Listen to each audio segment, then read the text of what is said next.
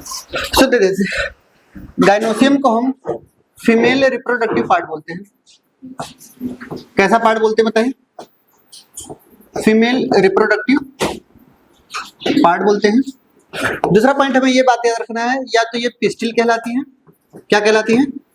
Pistil कहलाती हैं, और या फिर इनको हम क्या बोलते हैं? कार्पल भी बोलते हैं। क्या बोलते हैं? पिस्टिल या कार्पल बोलते हैं। ये कैसे हैं बताइए? हमारे फीमेल रिप्रोडक्टिव ऑर्गन। कैसे है ऑर्गन? Female reproductive organ. अगर हम किसी भी पिस्टिल की बात करते हैं तो ध्यान से देखिएगा, पिस्टिल में कुछ इस तरीके के स्ट्रक्चर आपको नजर आएंगे।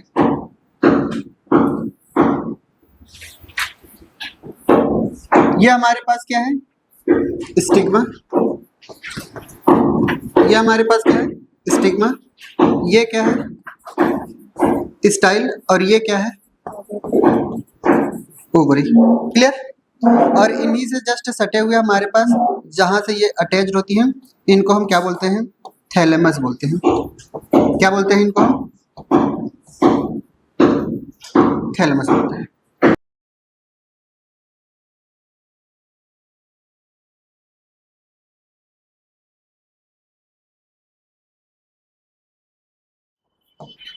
यह है ओव्यूल। सुनिए, स्टिग्मा के बारे में एक ही पॉइंट याद रखना है आपको। ये क्या कहलाती है? लैंडिंग प्लेटफॉर्म कहलाती है। क्या कहलाती है बताइए?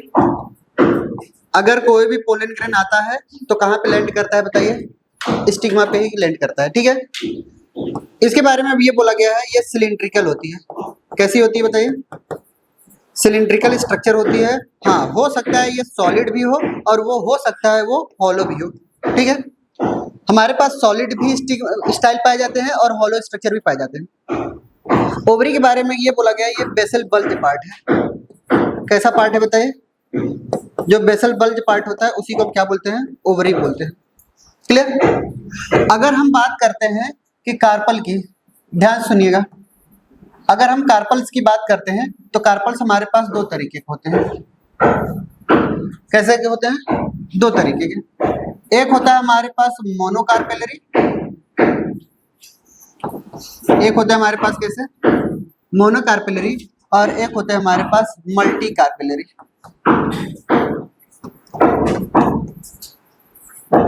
क्लियर? अगर हम मोनोकार्पेलरी की बात करेंगे तो उनका एक एग्जांपल आपको याद रखना है। उसका एग्जांपल क्या है? पी। सिंगल कार्पल अगर सिंगल फ्लावर के अंदर प्रेजेंट है, क्या बोला? यानी पी के अंदर कितने फ्लावर है बताइए? Single flower. ठीक है? पी के अंदर कैसे कितने कार्पल प्रेजेंट है बताइए? सिंगल कार्पल अगर प्रेजेंट है, सिंगल कार्पल अगर प्रेजेंट है तो क्या बोला जाएगा बताइए? मोनोकार्पेलरी बोला जाएगा। ठीक है?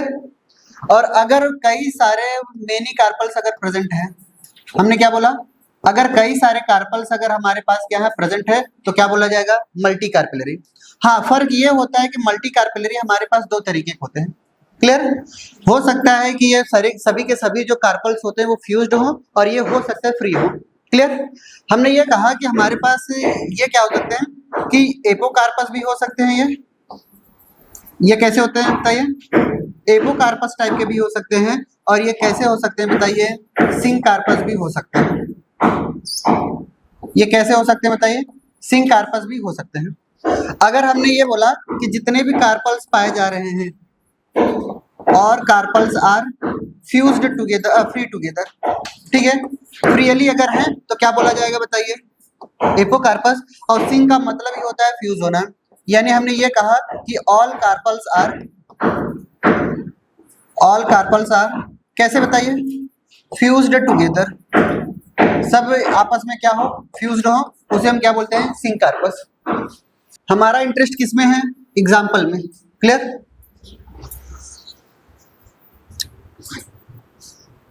इनका एग्जाम्पल ध्यान से देखेंगे। इनका एग्जाम्पल है हमारे पास रोज, इनका एग्जाम्पल है लोटस, इनका एग्जाम्पल है माइकेलिया। इंपॉर्टेंट तो हमारे लिए माइकेलिया है। क्लियर? इनके एग्जाम्पल में आएंगे सबसे पहला पेपेवर, और दूसरा एग्जाम्पल कॉफी प्लांट जानते हैं ना आप? वही है पेपेवर सोमनिफेरस। ठीक है? और हमारे पास हिबिस्कस। हमारे लिए एग्जाम्पल इनका ये है पेपेवर, ठीक है। दो एग्जाम्पल हमें याद रखने हैं। सिंक कार्पस के एग्जाम्पल क्या याद रखना है बताइए, पेपेवर, और हमारे पास एपोकार्पस के क्या एग्जाम्पल याद रखने हैं, माइकेलिया, ठीक है। अब सुन देते हैं एक पॉइंटर। अगर हम बात करते हैं कि स्टिग्मा स्टाइल ओवरी में, स्टिग्मा के बारे में हमने क्या बता दिया, ये कैसे नेचर के होते हैं, किस नेचर के होते हैं, ये लैंडिंग प्लेटफॉर्म में होते हैं। जब भी कभी भी हमारे पास कोई भी पोलन ग्रेन अगर आता है तो पोलन ग्रेन क्या करता है, उस स्टिग्मा के लेयर को ब्रेक करता है, क्या करता है। और स्टिग्मा के बारे में ये बात याद रखना है, ये फ्लास्क शेप्ड होता है। किस शेप्ड का होता है, फ्लास्क शेप्ड का होता है। तो एक एक के बारे में ध्यान से सुनते हैं, ठीक है। आगे बढ़े, इधर ध्यान से देखिएगा। हमने ये कहा कि हमारे पास ये एक स्टिग्मा है, ये एक स्टिग्मा है, उसकी एक स्टाइल है और ये स्टाइल है, क्लियर। हमने इनके बारे में क्या बताया, ये स्टिग्मा और ये इनका क्या है, स्टाइल है, और ये क्या है बताइए, ओवरी। स्टिग्मा के बारे में ये पहला पॉइंट आपको याद होना चाहिए। सबसे पहला पॉइंट लिखेंगे, फ्लास्क शेप्ड होते हैं। किस शेप के होते हैं बताइए, ये फ्लास्क शेप्ड के होते हैं। हम आपको सरप्राइज बताना चाह रहे हैं, ध्यान समझिएगा। फ्लास्क शेप्ड का मतलब ये मत समझिएगा कि ये कुछ इस तरीके के स्ट्रक्चर होंगे, क्लियर। ये इस तरीके से स्ट्रक्चर होते हैं, फ्लास्क का मतलब तो यही समझेंगे, बट दिखने में तो आपको ऐसा लग रहा है, क्लियर। होता क्या है कि ये भरे जाते हैं कुछ ऐसे फ्लास्क शेप्ड के ही होते हैं, ध्यान समझिएगा। ये फ्लास्क शेप्ड के ही होते हैं, क्लियर। बट इनके ऊपर क्या होता है, मटेरियल भरा रहता है। क्या भरा रहता है, मटेरियल भरा रहता है, क्लियर। तो ये फ्लास्क शेप्ड के हैं, बट इनके अंदर क्या भरा रहेगा, मटेरियल। कभी भी आप ये गलत फहमी मत रहिएगा कि फ्लास्क शेप्ड है तो कैसे पोलन ग्रेन एंटर करता होगा, कहाँ पे लैंडिंग प्लेटफॉर्म होता होगा, क्लियर। इस मटेरियल पे ही जाकर के क्या होते हैं, पोलन ग्रेन पड़ते हैं। जब भी कोई भी पोलन ग्रेन अगर किसी स्टिग्मा पर पड़ता है, ध्यान सुनिएगा, जब भी कोई भी पोलन ग्रेन अगर किसी स्टिग्मा पर पड़ता है तो उसको वेलकम करने के लिए स्टिग्मा क्या करता है, कुछ चीजें रिलीज करती है। क्या रिलीज करती है, कुछ चीजें रिलीज करती है। वेलकम ड्रिंक जैसे हम लोग पिलाते हैं ना, जैसे अगर आपके यहाँ मेहमान आते हैं, कुछ न कुछ चाय नाश्ता कराते हो कि नहीं, सेम यही चीज क्या करता है, स्टिग्मा उनको क्या करता है, वेलकम ड्रिंक देता है। वेलकम ड्रिंक में पहले उनको मॉइस्चर पिलाता है। वेलकम ड्रिंक में हमारे पास क्या क्या है ये देगा बताइए, पहला क्या देगा, मॉइस्चर देगा, यानी उनके अंदर क्या होगा, पानी तो जरूर पिलाएगा, ठीक है। दूसरा पॉइंट क्या होता है कि इनमें यहाँ पे शुगर भी देता है इनको, क्या देता है इनको, शुगर भी देगा, क्लियर। और सबसे इंपॉर्टेंट बातें जो लिखवाने जा रहे हैं कि यहाँ पर बोरॉन एंड कैल्शियम भी देता है।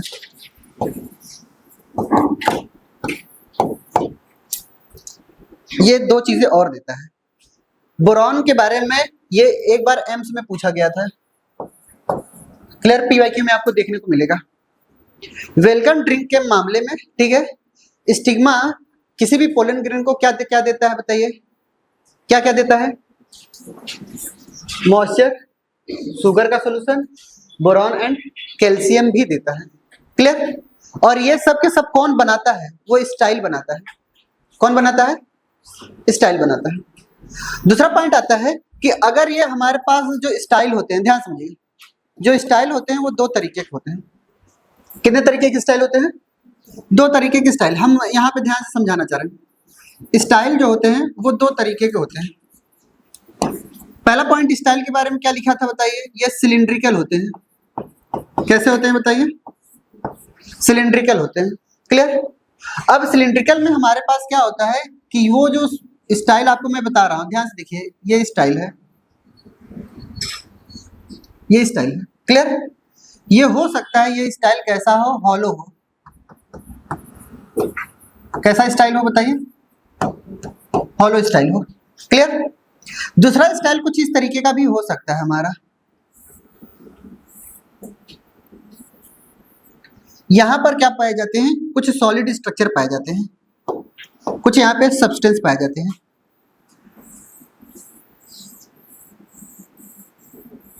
यहाँ पे कुछ सब्सटेंस पाए जाते हैं। ये स्टाइल कैसा हो गया, ये स्टाइल कैसा हो गया, सॉलिड हो गया, क्लियर। यानी ये कैसे हो गया स्ट्रक्चर, ये सॉलिड हो गया। इनको हम क्या बोलते हैं, सॉलिड स्टाइल। अब ध्यान से सुनिएगा बात को। यहाँ पे जब भी कोई भी यहाँ पर हमारे पास किसी भी तरीके का पोलन ग्रेन आया, हम मान चलते हैं यहाँ पर बहुत तरीके के पोलन ग्रेन आए, ठीक है, पोलन ग्रेन आए।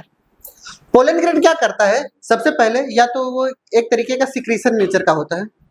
पोलन ट्यूब का नेचर दो तरीके का होता है, या तो वो एब्जॉर्प्टिव नेचर का होगा या सेक्रेटरी नेचर का होगा। ये बात हमेशा याद रखना है कि ये क्या करता है, एक पोलन ट्यूब बनाता है। क्या बनाएगा बताइए, पोलन ट्यूब बनाएगा। और यहाँ पर पोलन ट्यूब जो बना रहा है, यहाँ पे ध्यान देखिएगा, यहाँ पे क्या रहता है, ओव्यूल प्रेजेंट रहते हैं। क्लियर, ये जो पोलन ट्यूब होगा यहाँ से इंटर करेगा। क्लियर, यानी हमारे पास क्या होता है कि जो पोलन ट्यूब होता है, इस पोलन ट्यूब के दो नेचर होते हैं। कितने नेचर होते हैं, दो नेचर। या तो वो सेक्रेटरी नेचर का होगा या तो फिर वो कैसे नेचर का होगा, एब्जॉर्प्टिव नेचर का होगा। अगर कोई भी पोलन ट्यूब अगर एब्जॉर्प्टिव नेचर का होता है तो ये क्या करता है कि इस सॉलिड स्टाइल से क्या करता है, एब्जॉर्प्शन करता है, सिक्रीशन एब्जॉर्प्शन करता है मिनरल्स का, आयंस का, मॉइस्चर का, शुगर का। क्लियर, यानी ये सारी चीजें वो रिसीव करता है। और सिक्रीशन करने का मतलब क्या होता है कि जब भी कोई भी पोलन ट्यूब किसी भी स्टिग्मा पे पड़ती है तो वो कुछ केमिकल एंजाइम सीक्रेट करती है ताकि ये जो लेयर है, स्टिग्मा की जो लेयर है वो ब्रेक हो जाए। और जब तक वो ब्रेक नहीं होगी तब तक क्या पोलन ट्यूब इंटर कर पाएगा, नहीं। ये एक पॉलीथीन है मान चलते हैं स्टिग्मा की। अब यहाँ पे ये पोलन ट्यूब है, इसके अंदर इंटर कैसे करेगा, जब तक यहाँ पे एंजाइम्स नहीं डालेगा तब तक, ठीक है। जब ये क्या करता है, केमिकल सीक्रेट करता है, तो केमिकल सीक्रेट करने के बाद ये जो स्टिग्मा है उसकी लेयर फट जाती है, तब वहां से पोलन ट्यूब इंटर करता है, तब वो जर्मिनेट करता है। क्लियर, तो इसलिए हमने कहा कि पोलन ट्यूब का नेचर कैसा नेचर होता है बताइए, या तो सेक्रेटरी नेचर का होगा या तो फिर क्या होगा बताइए, एब्जॉर्प्टिव नेचर का होता है। दोनों नेचर होते हैं हमारे पास, किसके पास, पोलन ट्यूब के पास। किसी भी पोलन ट्यूब के पास दो नेचर है, आपको याद रखना है। क्लियर, या तो वो एब्जॉर्प्टिव यानी एब्जॉर्प्शन करता होगा मिनरल्स का, आयंस का या फिर न्यूट्रिशन का, या तो फिर सिक्रीशन करता होगा केमिकल्स, एंजाइम्स का। सेम यही बात अगर सिक्रीशन कर रहा है केमिकल्स का और एंजाइम्स का, तो जाहिर सी बात है इस सॉलिड की बात अगर हम करेंगे, अगर यहाँ पे पोलन ट्यूब बनाना होगा तो क्या बन पाएगा पोलन ट्यूब, आराम से बनाएगा। कैसे बनाएगा, एब्जॉर्प्टिव और हमारे पास सेक्रेटरी नेचर दोनों शो करके। सेक्रेटरी नेचर से क्या करेगा, इसको डिसॉल्व करेगा, इसको तोड़ेगा, और एब्जॉर्प्टिव नेचर क्या करेगा, एब्जॉर्ब करेगा खुद मिनरल्स आयंस को। क्लियर, फिर पोलन ट्यूब यहाँ पे बनाएगा और ये पोलन ट्यूब बना करके हमारे पास कुछ इस तरीके के बनाते हैं। क्लियर, और ये पोलन ट्यूब यहाँ पे बनाने के बाद ये कुछ इस तरीके से इंटर करेंगे हमारे कहाँ पे, क्लियर, यहाँ पर। दोनों नेचर के होते हैं हमारे पास पोलन ट्यूब, जल्दी करिए। यानी नेचर में कैसे पाए जाते हैं स्टाइल, दोनों स्टाइल पाए जाते हैं हमारे पास, सॉलिड भी और कैसे, हॉलो भी। ठीक है, आपके एनसीईआरटी ने हॉलो स्ट्रक्चर लिखा है, क्लियर, बट सॉलिड भी होते हैं। स्टिग्मा के पास प्रेजेंट होता है, ये स्टिग्मा है ना, कितनी चीजें स्टिग्मा के पास होती हैं, और यही पोलन ट्यूब क्या करता है, पोलन ग्रेन लेता है। ठीक है, अब सुनते ध्यान से, नेक्स्ट स्ट्रक्चर देखेंगे ध्यान से। हमने ये कहा कि ये हमारे पास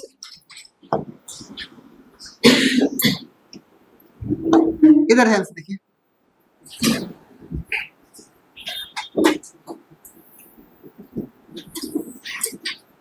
ये हमारे पास क्या है,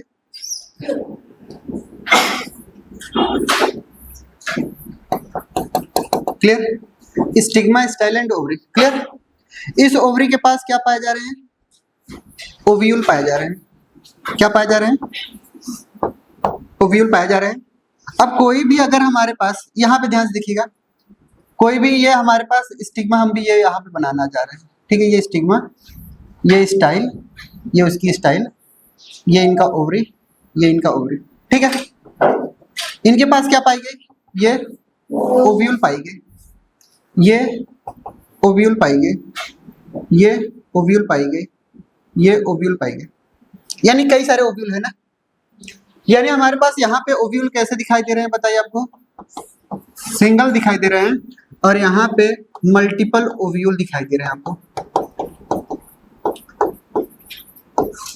क्लियर, अब हमारे पास क्या होता है कि किसी भी तरीके का अगर पोलन ग्रेन अगर यहाँ पे आता है और पोलन ग्रेन यहाँ से क्या बना रहा है, पोलन ट्यूब बना रहा है, तो यहाँ से आकर के ये इंटर करेगा। क्लियर? कोई भी पोलन ग्रेन अगर यहाँ से आता है, यहाँ से ये इंटर करेगा, यहाँ से ये इंटर करेगा और ये सभी को फ्यूज करेगा। क्लियर? क्या होता है? सभी को फ्यूज करेगा। अब फर्क ये आता है हमारे पास, यहाँ पे सिंगल ओव्यूल पाए जा रहे हैं और यहाँ पे मल्टीपल ओव्यूल पाए जा रहे हैं। अगर हमारे पास यहाँ पे सिंगल ओव्यूल पाए जा रहे हैं, इनको हम बोलते हैं मोनो ओव्यूलर। क्या बोलते हैं इनको हम? मोनो ओव्यूलर बोलते हैं। ठीक है? यहाँ पे हम क्या यूज करते हैं, यहाँ पे मल्टी ओव्यूलर ओवरी। ओवरी के पास कई सारे ओव्यूल है और यहाँ पे ओवरी के पास कितने ओव्यूल हैं? सिंगल। हमारा इंटरेस्ट किस में जा रहा है बार बार? एग्जाम्पल में। इनके जो एग्जाम्पल है व्हीट, इनके एग्जाम्पल जो है राइस, इनके जो एग्जाम्पल है मैंगो। ठीक है? एक ओवरी के पास कितने ओव्यूल? Single ovule. ठीक है? मल्टी ओव्यूलर के एग्जाम्पल में सबसे पहला एग्जाम्पल आता है हमारे पास वाटरमेलन। याद आ रहा है? एक होता है मस्क मेलन, वाटरमेलन का भाई होता है। वाटरमेलन को हम तरबूज बोलते हैं, इनको हम खरबूज बोलते हैं। ठीक है? फिर उसके बाद आता है हमारे पास एक एग्जाम्पल पपाया और एक एग्जाम्पल आता है हमारे पास जो याद रखना है आपको, ऑर्किड्स। ठीक है? ये ओव्यूल में बता रहा हूं। ठीक है? किसका स्ट्रक्चर है? ओव्यूल में दो तरीके के ओव्यूल हो सकते हैं। ठीक है? मल्टीपल ओव्यूल हो सकते हैं और सिंगल ओव्यूल हो सकते हैं।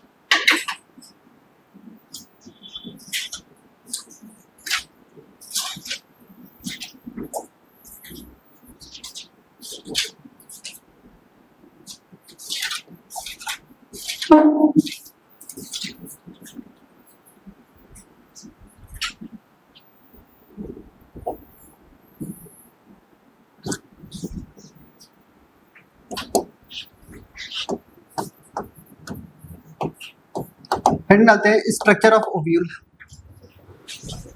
हेडिंग डालते हैं हमारे पास स्ट्रक्चर ऑफ ओव्यूल। सुन दे ध्यान से। हमने ये कहा कि अगर हम ओव्यूल का स्ट्रक्चर ध्यान से देखेंगे तो सबसे मोस्ट प्रिमिटिव टाइप का ओव्यूल में बना रहा होगी। एंशिएंट टाइम में जब ओरिजिन हो रही थी जिम्नोस्पर्म एंड एंजियोस्पर्म का, तो पहली बार अगर सीड बनी होगी कहीं पे तो ओव्यूल से ही बनी होगी।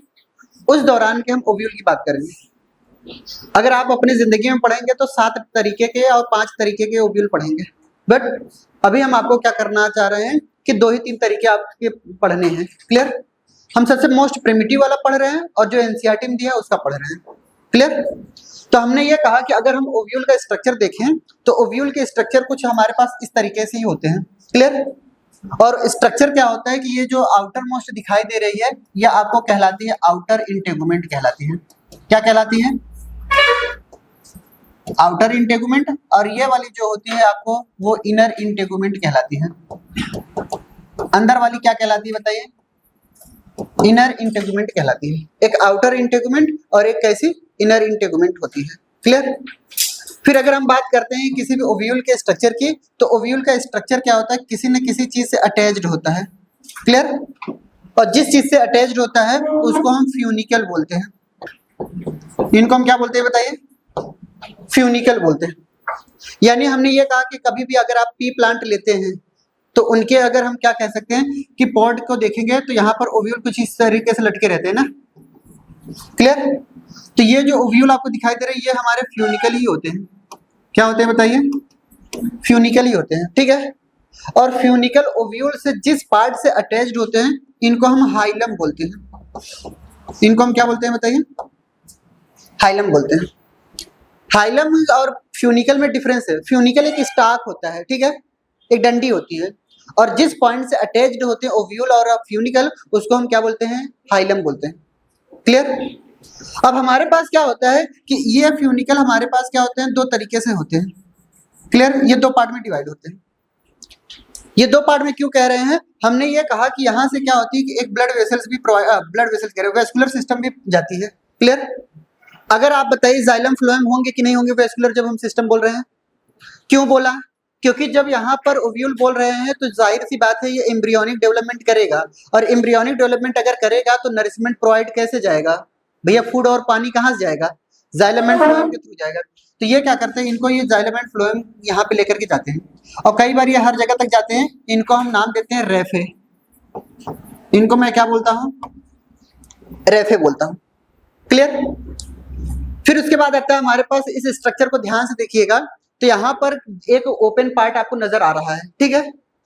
ये इस तरफ से तो पूरी तरीके से क्लोज्ड हो चुका है ना, ये इस तरफ से पूरी तरीके से क्लोज्ड हो चुका है ना। तो यानी ये हमने ये कहा कि एक तरफ से क्लोज है एक तरफ से ओपन है। जिस तरफ से ये ओपन होता है उस एंड को हम बोलते हैं माइक्रोपाइलर एंड। ओपन वाला पार्ट को हम क्या बोलते हैं बताइए, माइक्रोपाइलर एंड बोलते हैं। किसी को दिक्कत नहीं। अगर ये माइक्रोपाइलर एंड और जहां पर ओपनिंग नहीं होती पूरी तरीके से क्लोज होती है उसको मैं बोलता हूं चलाजल एंड। इनको मैं क्या बोलता हूं, चलाजल एंड या चलाजा एंड बोलते हैं। क्लियर। यानी जहां पर ओपनिंग होती है उसको मैं क्या बोल दिया, एक तरफ से माइक्रोपाइलर एंड, और उसके जस्ट अपोजिट साइड में क्या बोला जाएगा, चलाजल एंड। ये जिस तरीके का मैं ओव्यूल आपको बताने की समझाने की कोशिश कर रहा हूं वो ऑर्थोट्रोपस है। कैसा ओव्यूल है बताइए, ये स्ट्रक्चर किसका है बताइए, ऑर्थोट्रोपस का है।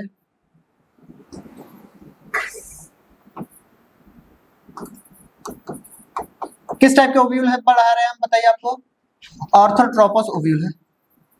आपके एनसीईआरटी ने थोड़ी सी गलती लिखी है, बताया है उसने, ठीक है, बताया है उसने, सेंटेंस लिखा हुआ है आर्थोट्रोपस का और स्ट्रक्चर बना है एनोट्रोपस का। समझ आ रही बात।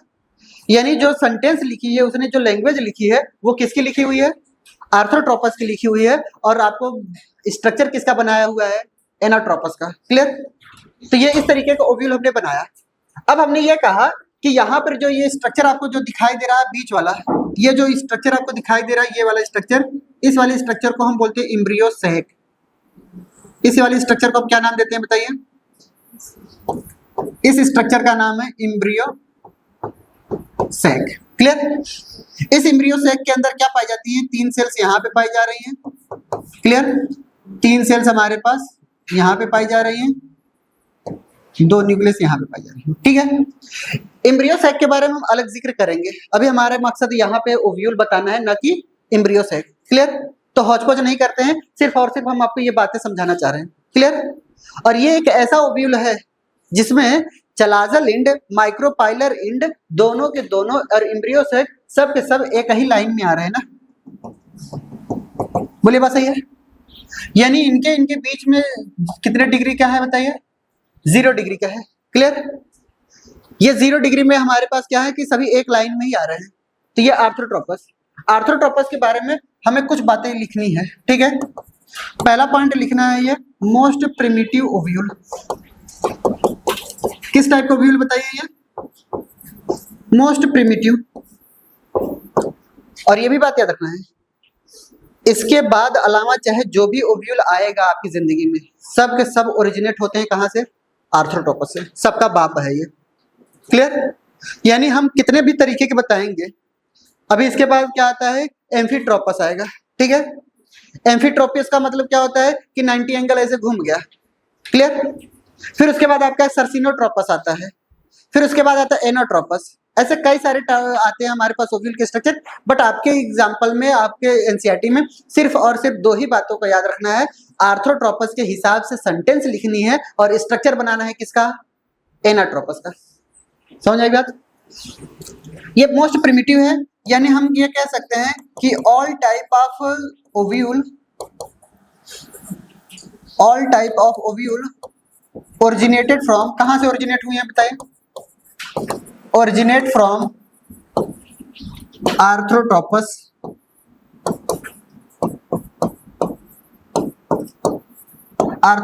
ओव्यूल, ठीक है। सभी के सभी जो हमारे पास ओव्यूल ओरिजिनेट होते हैं वो किससे होते हैं बताइए, आर्थ्रोट्रोपस से ही होते हैं, क्लियर। और ये कैसे ओव्यूल है बताइए, स्ट्रेट ओव्यूल है कि नहीं, बोलिए, ये कैसे ओव्यूल है बताइए, स्ट्रेट ओव्यूल, क्लियर। पहली बार कहां देखने को मिला होगा, पहली बार कहां देखने को मिले, सीड सबसे पहले कहां नजर आए थे, अरे गधो, सीड सबसे पहले कहां नजर आई थी, तो बोलने में शर्म क्यों आ रही है, क्लियर।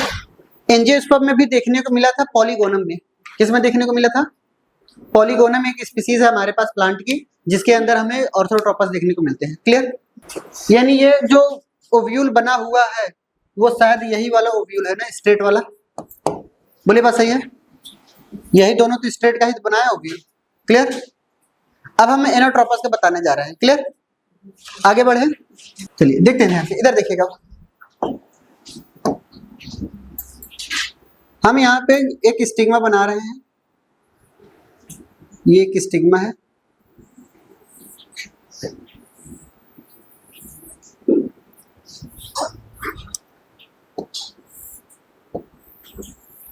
ये स्टिग्मा है, क्लियर। स्टाइल एंड ओवरी बनाया।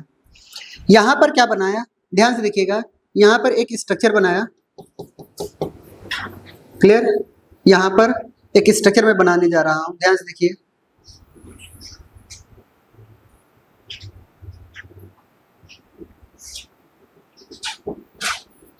ये कुछ इस तरीके के ओव्यूल आपको नजर आ रहे हैं, कुछ इस तरीके के ओव्यूल आपको नजर आ रहे हैं, क्लियर। अब इसी ओव्यूल को हम थोड़ा सा डिटेल लेकर के जाना चाह रहे हैं, क्लियर, समझ में आई बात। अब इसी ओव्यूल को हम थोड़ा डिटेल में लेकर के जाना चाह रहे हैं, समझाएं डिटेल में। ध्यान से देखिएगा कि यहां पर एक स्ट्रक्चर कुछ इस तरीके की प्रेजेंट होती है,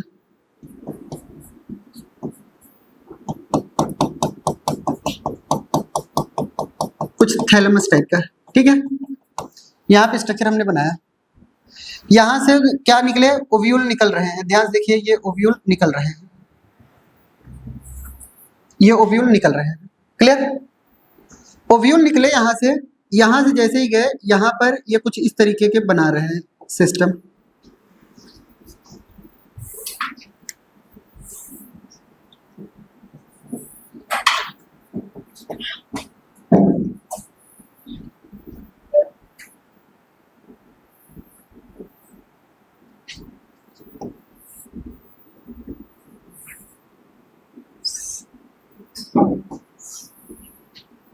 क्लियर। कुछ इस तरीके ओव्यूल नजर आए, क्लियर। अब हमें बताइए यहां पर जो स्ट्रक्चर एक बनेगा, एम्ब्रियो सैक ये बने, क्लियर। यानी हमने ये देखा कि यहाँ पर कुछ सेल्स आपको और नजर आएंगे, ध्यान देखिएगा, यहाँ पे कुछ स्ट्रक्चर और एक्स्ट्रा नजर आ रहे हैं, आपको कुछ एक्स्ट्रा नजर आ रही है, नजर आ रही है आपको, क्लियर। बहुत ही बड़ा नाम है इनका, बहुत अच्छा नाम है, आपको याद भी हो जाएगा। इनका नाम है ऑब्ट्यूरेटर, कई नाम सुना हो ऑब्ट्यूरेटर फोरामिन ना, उससे रिलेट मत करिएगा, क्लियर। पहला कंफ्यूजन यही होता है, पूछता है क्या है कि ऑब्ट्यूरेटर हेल्प इन, आपका ध्यान तुरंत जाएगा कि इसको यहाँ से ज्वाइंट करने का काम करता है, नहीं, ठीक है। ऑब्ट्यूरेटर अगर हमारे पास ह्यूमन फिजियोलॉजी से पूछा जाएगा तो लार्जेस्ट फोरामेन के बारे में ही पूछा जाएगा, क्लियर। अगर ऑब्ट्यूरेटर अगर मदद करता है अगर कहीं पे, तो मदद करता है कि ये पोलन ट्यूब को इंटर कराता है, डायरेक्शन देता है। क्या देता है? डायरेक्शन देता है। कोई भी पोलन ट्यूब अगर कहीं से भी आ रही है तो ऑब्ट्यूरेटर कहता है कि इधर जाइए, माइक्रोपाइलर की तरफ जाइए। वो सिर्फ और सिर्फ डायरेक्शन देने का काम करता है, क्लियर। फिर हमने ये कहा कि यहाँ से कुछ क्या निकलते हैं, हमारे पास वेस्कुलर सप्लाई भी निकल रहे हैं ना, बोले बात सही है। ये वेस्कुलर सप्लाई भी निकल रहे हैं, इसको हमने क्या नाम दिया था बताइए? रेफे बोला था, क्लियर। चलिए आप हमें बताइए यहाँ पर फ्यूनिकल हम किसको बोलेंगे, हाइलम किसको बोलेंगे, ठीक है। यहां से लेकर के यहां तक वाले पार्ट को, ठीक है, ये वाला पार्ट आपको फ्यूनिकल कहलाएगा। कैसा पार्ट कहलाएगा? फ्यूनिकल कहलाएगा, ठीक है। अब इसके बाद इससे पहले वाला अगर यहाँ की बात करेंगे, यहाँ से जहां से स्टार्ट होता है ओव्यूल, ठीक है, जहां से स्टार्ट हो रहा है उसको मैं क्या बोलूंगा बताइए? उसको मैं क्या बोलूंगा? हाइलम बोलूंगा, ठीक है। यानी पहले फ्यूनिकल आएगा फिर उसके बाद हाइलम, ठीक है। फ्यूनिकल से ओव्यूल अटैच्ड होता है with the help of hilum, ठीक है। ऐसे ही पूछा जाएगा आपसे कि हमारा ओव्यूल किसी से भी अटैच्ड हो रहा है तो किससे अटैच हो रहा है? हाइलम के थ्रू ही अटैच हो रहा है, ठीक है। और हाइलम एक तरीके का ऐसा क्या होता है, कॉमन पैसेज होता है जो आगे चल करके जब भी ओव्यूल सीड में कन्वर्ट होता है तो हाइलम क्या करता है, वहां पर पोर क्रिएट कर देता है, ठीक है। भविष्य इसका भी, हाइलम का भी बहुत उज्जवल है। कैसे है? जब भी कोई भी हमारे पास ओव्यूल कन्वर्ट होता है सीड में तो सीड के अंदर एक स्केयर प्रेजेंट होता है, हो जाती है, स्कार टाइप का, ठीक है, एक छेद टाइप का। आप देखेंगे चना में, ठीक है, या मटर में एक आपको थोड़ा सा छेद दिखेगा ही, पॉइंट, वो हाइलम वाला ही पॉइंट होता है, क्लियर, जिसको हम सीड पोर बोलते हैं। क्या बोलते हैं?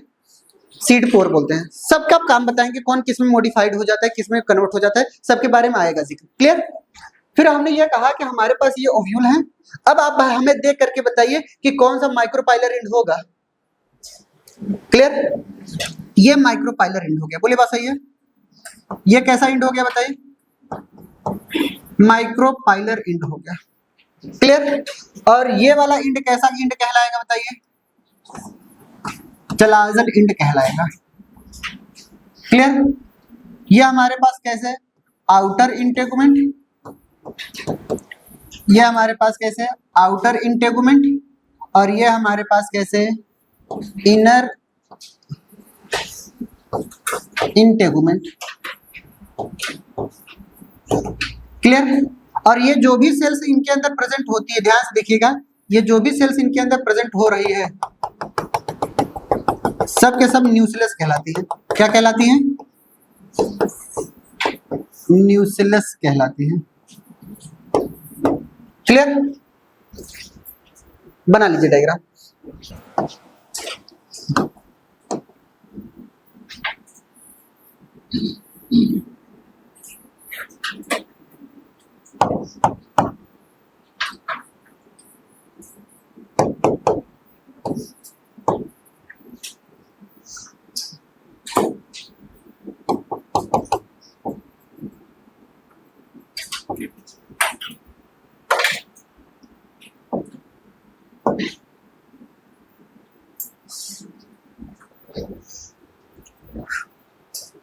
सबके काम एक बार फिर से मैं बताऊंगा आपको, टेंशन नहीं लीजिए, ठीक है।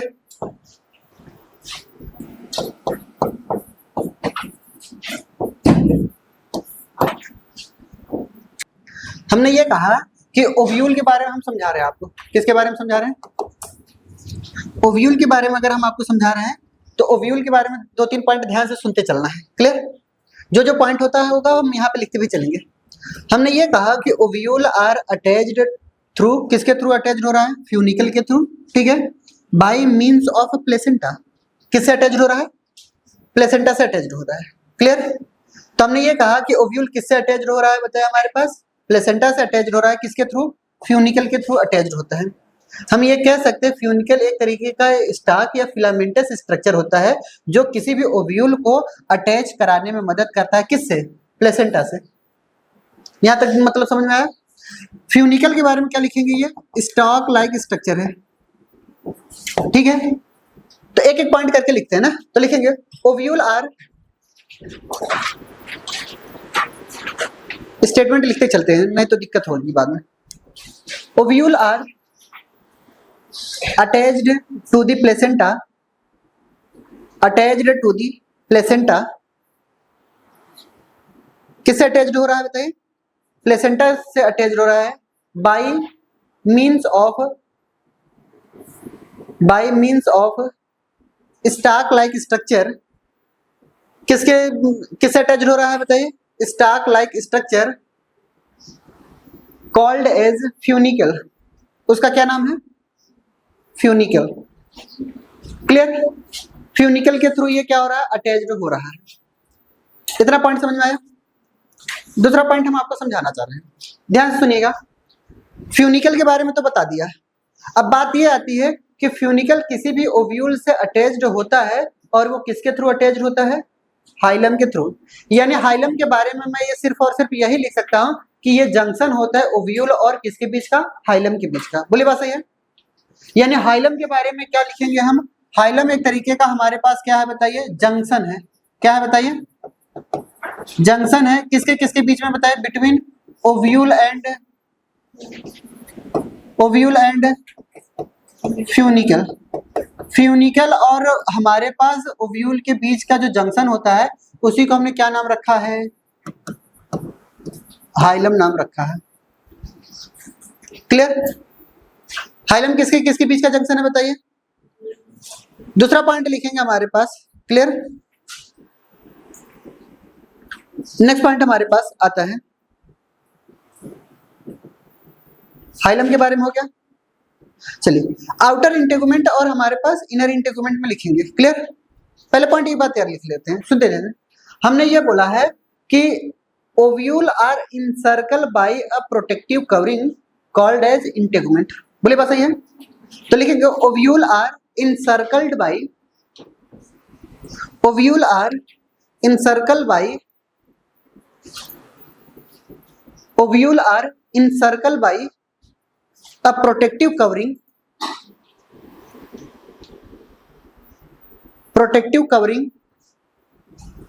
called as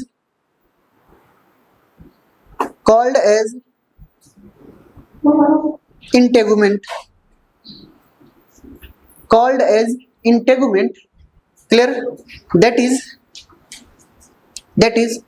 number 1 number 2 point लिखेंगे। नंबर 1 क्या है बताइए? आउटर इंटेगुमेंट, और नंबर 2 क्या बताइए? Inner integument. इधर ध्यान सुनिएगा, आउटर इंटेगुमेंट और इनर इंटेगुमेंट जब भी सीड का फॉर्मेशन होने वाला होता है, जब भी ओव्यूल फर्टिलाइजेशन के बाद किस में कन्वर्ट होगी? सीड में कन्वर्ट होगी। तो जब भी सीड बनेगा तो यही इंटेगुमेंट सीड कोट बनाता है। क्लियर? इंटेगुमेंट किस में कन्वर्ट होता है बताइए? इंटेगुमेंट कन्वर्टेड इनटू किस में बताइए? सीड कोट में ये कन्वर्ट हो रहा है। इंटेगुमेंट आर कन्वर्टेड इनटू किस में? सीड कोट में कन्वर्ट होता है आफ्टर द फर्टिलाइजेशन। क्लियर? अब ये जो आउटर इंटेगुमेंट है ये कन्वर्ट होता है आउटर कवरिंग, यानी इसको हम बोलते हैं टेस्टा। ठीक है? ये क्या है? आउटर सीड कोट है। ये कैसा है बताइए? आउटर सीड कोट है। क्लियर? और इनर इंटेगुमेंट जो कन्वर्ट होता है वो टेगमेन में कन्वर्ट होता है। किस में कन्वर्ट होता है? टेगमेन में कन्वर्ट होता है। ये इनर इंटेगुमेंट जो होती है वो इनर सीड कोट बनाती है। क्या बनाती है बताइए? और इनर सीड कोट का नाम क्या है बताइए? टेगमेन। ठीक है? चलिए बताइए टेस्टा क्या है? आउटर सीड कोट है। टेस्टा कहां से डेवलप्ड हुई है बताइए? आउटर इंटेगुमेंट से। ठीक है? फिर हमने ये कहा कि टेगमेन क्या है? इनर सीड कोट है। और इनर सीड कोट क्या होती है? कहां से डेवलप्ड होती है? इनर इंटेगुमेंट से डेवलप्ड होती है। क्लियर? चलिए एक क्वेश्चन का जवाब दीजिए सिंपल तरीके से। आउटर इंटेगुमेंट और इनर इंटेगुमेंट कैसे हम समझाएंगे? आप क्या करते हैं कि बादाम जानते हैं? हाँ, बादाम को आप भिगो दीजिए। ठीक है? रात भर में वो क्या कर लेगा कि ऑस्मोसिस के थ्रू क्या हो जाता है? फूल जाता है। ठीक है? अब होता क्या है कि जो ऊपर का जो छिलका होता है वो आराम से क्या होता है? निकल जाता है ना। जो लाल कलर का छिलका होता है ब्राउन कलर का, वो आराम से निकल जाता है। उसके अंदर भी आप देखेंगे एक पॉलीथीन लाइक स्ट्रक्चर लेयर पाई जाएंगे व्हाइट कलर के। क्लियर? वो इनर सीड कोट होती है, वो टेगमेंट होती है। क्लियर? हम लोग सिर्फ और सिर्फ ऊपर वाले को निकाल देते हैं और लगता है कि एक ही छिलका है, उसके नीचे भी एक छिलका होता है। ठीक है, उसको हम क्या बोलते हैं? टेगमेंट बोलते हैं। क्लियर? सबसे अच्छा उसी में दिख पाता है हमें, इसलिए उसका एग्जांपल हम बता रहे हैं आपको। क्लियर? तो यानी क्या है कि ये टेस्टा और टेगमेंट की बात हो गई। क्लियर? अब बात आती है हमारे पास न्यूक्लियस। न्यूक्लियस क्या है भाई, समझते हैं। न्यूक्लियस क्या होता है? एक तरीके का ऐसा सेलुलर पार्ट होता है, ये जितने भी सेलुलर पार्ट होते हैं वो न्यूट्रिशियस पार्ट होते हैं। क्लियर? और ये क्या करते हैं? न्यूक्लियस ये मदद करते हैं हमारे पास किसमें, कोई भी अगर एम्ब्रियो डेवलप्ड हो रहा है तो उसमें मदद करते हैं। क्लियर? तो लिखेंगे न्यूक्लियस आर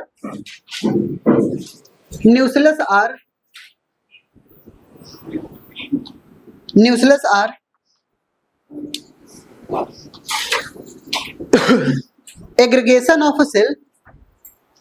ये सेल का एग्रीगेशन होता है। ठीक है, एग्रीगेशन ऑफ सेल यानी टिश्यू की बात कर रहे हैं। ठीक है, nucellus are aggregation of cell which help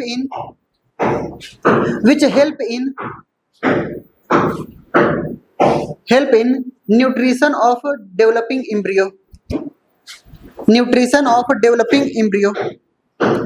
developing embryo के न्यूट्रिशन में कौन मदद करता है? हमारे न्यूक्लियस मदद करता है। डेवलपिंग एम्ब्रियो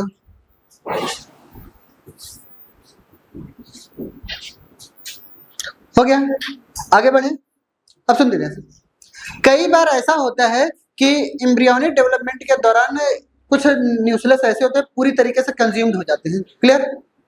और कुछ न्यूक्लियस क्या होते हैं पूरी तरीके से कंज्यूम्ड नहीं हो जाते हैं, और नहीं हो पाते तो कुछ न कुछ पार्ट, रिमेनिंग पार्ट बच जाते हैं। ठीक है, ये जो रिमेनिंग पार्ट होते हैं उसको हम पेरिस्पर्म बोलते हैं।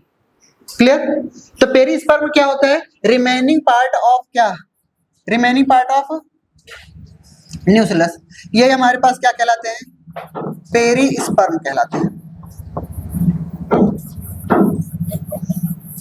क्लियर? एम्ब्रियोनिक डेवलपमेंट के दौरान हमारे पास न्यूक्लियस क्या कर जाते हैं बताइए?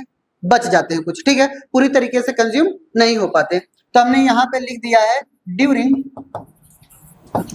Embryonic development. आप सेंटेंस तरीके से लिख सकते हैं। ठीक है, ड्यूरिंग एम्ब्रियोनिक डेवलपमेंट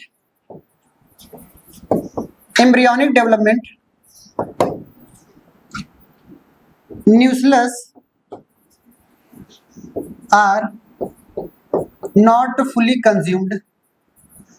पूरी तरीके से कंज्यूम्ड नहीं हो पाती। ठीक है, जब पूरी तरीके से कंज्यूम नहीं हो पाती तो किसके फॉर्म में बच जाती है? पेरिस्पर्म के फॉर्म में बच जाती है। ठीक है, और ये सभी में नहीं, मैक्सिमम में हो जाती, कुछ ही में बच जाती है। ठीक है, जिसमें इनकी जरूरत नहीं होती होगी ज्यादा। तो पेरिस्पर्म कहाँ कहाँ पाया जाता है, हमें ये बात याद रखना है। ठीक है, पेरिस्पर्म के हमारे पास क्या होते हैं कि 3 एग्जाम्पल लिखने हैं। कितने एग्जाम्पल लिखने हैं? 3। एक लिखेंगे बीट के सीड में। क्लियर? किसमें? बीट नहीं जाती, चुकंदर, यही होता है। क्लियर? एक कैस्टर के भी सीड में नजर आती है। किसके सीड में? कैस्टर के भी सीड में नजर आती है। क्लियर? बीट हो गया, कैस्टर हो गया, ब्लैक पेपर का नाम सुना है? वही है। ठीक है, ये तीनों एग्जांपल हमेशा याद रखने हैं हमें।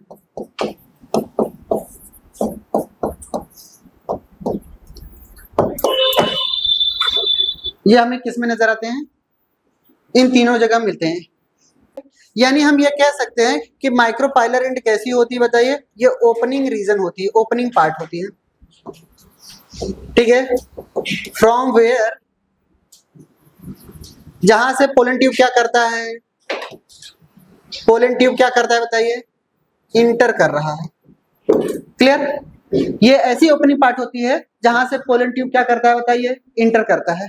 क्या करता है बताइए? पोलन ट्यूब इंटर करता है। समझ आई बात? माइक्रोपाइलर एंड से ही हमारे पास क्या होता है? पोलन ट्यूब इंटर करता है। क्लियर? ऐसा क्या होता है भाई पोलन माइक्रोपाइलर एंड में? सबसे पहले ओपनिंग आसानी यहीं पे है ना, क्लियर। दूसरा पॉइंट ये बात याद रखना है कि ये आगे चल करके माइक्रोपाइल, ठीक है, ध्यान सुनिएगा, ये जो माइक्रोपाइल है वो आगे जब कन्वर्ट होती है, जब भी फर्टिलाइजेशन होता है तो ये सीड पोर में कन्वर्ट होती है।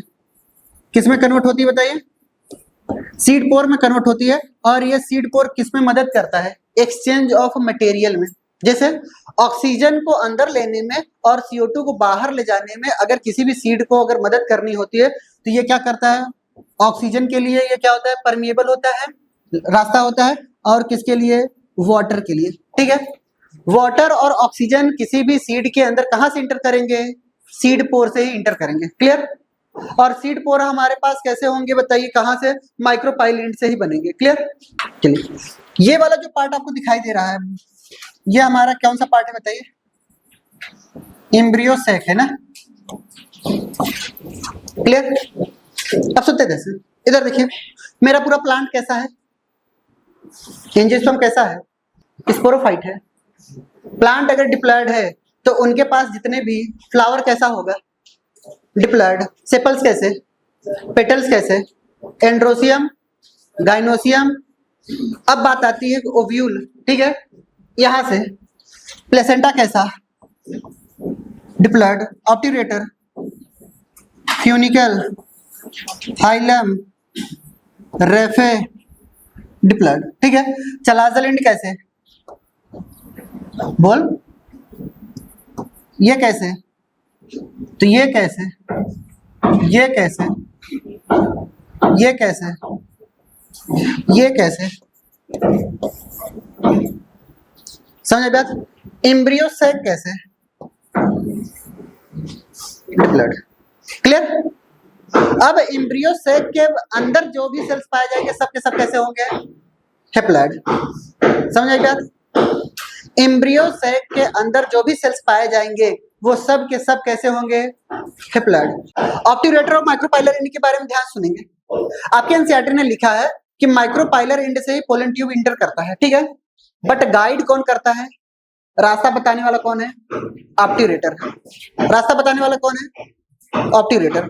ऑब्ट्यूरेटर के पास क्या होती है? कुछ यहाँ पे केमिकल्स पाई जाती है और ये पोलन ट्यूब को क्या करते हैं? इंटर कराने में ये मदद करती है, यहाँ से रास्ता बताने में। क्लियर।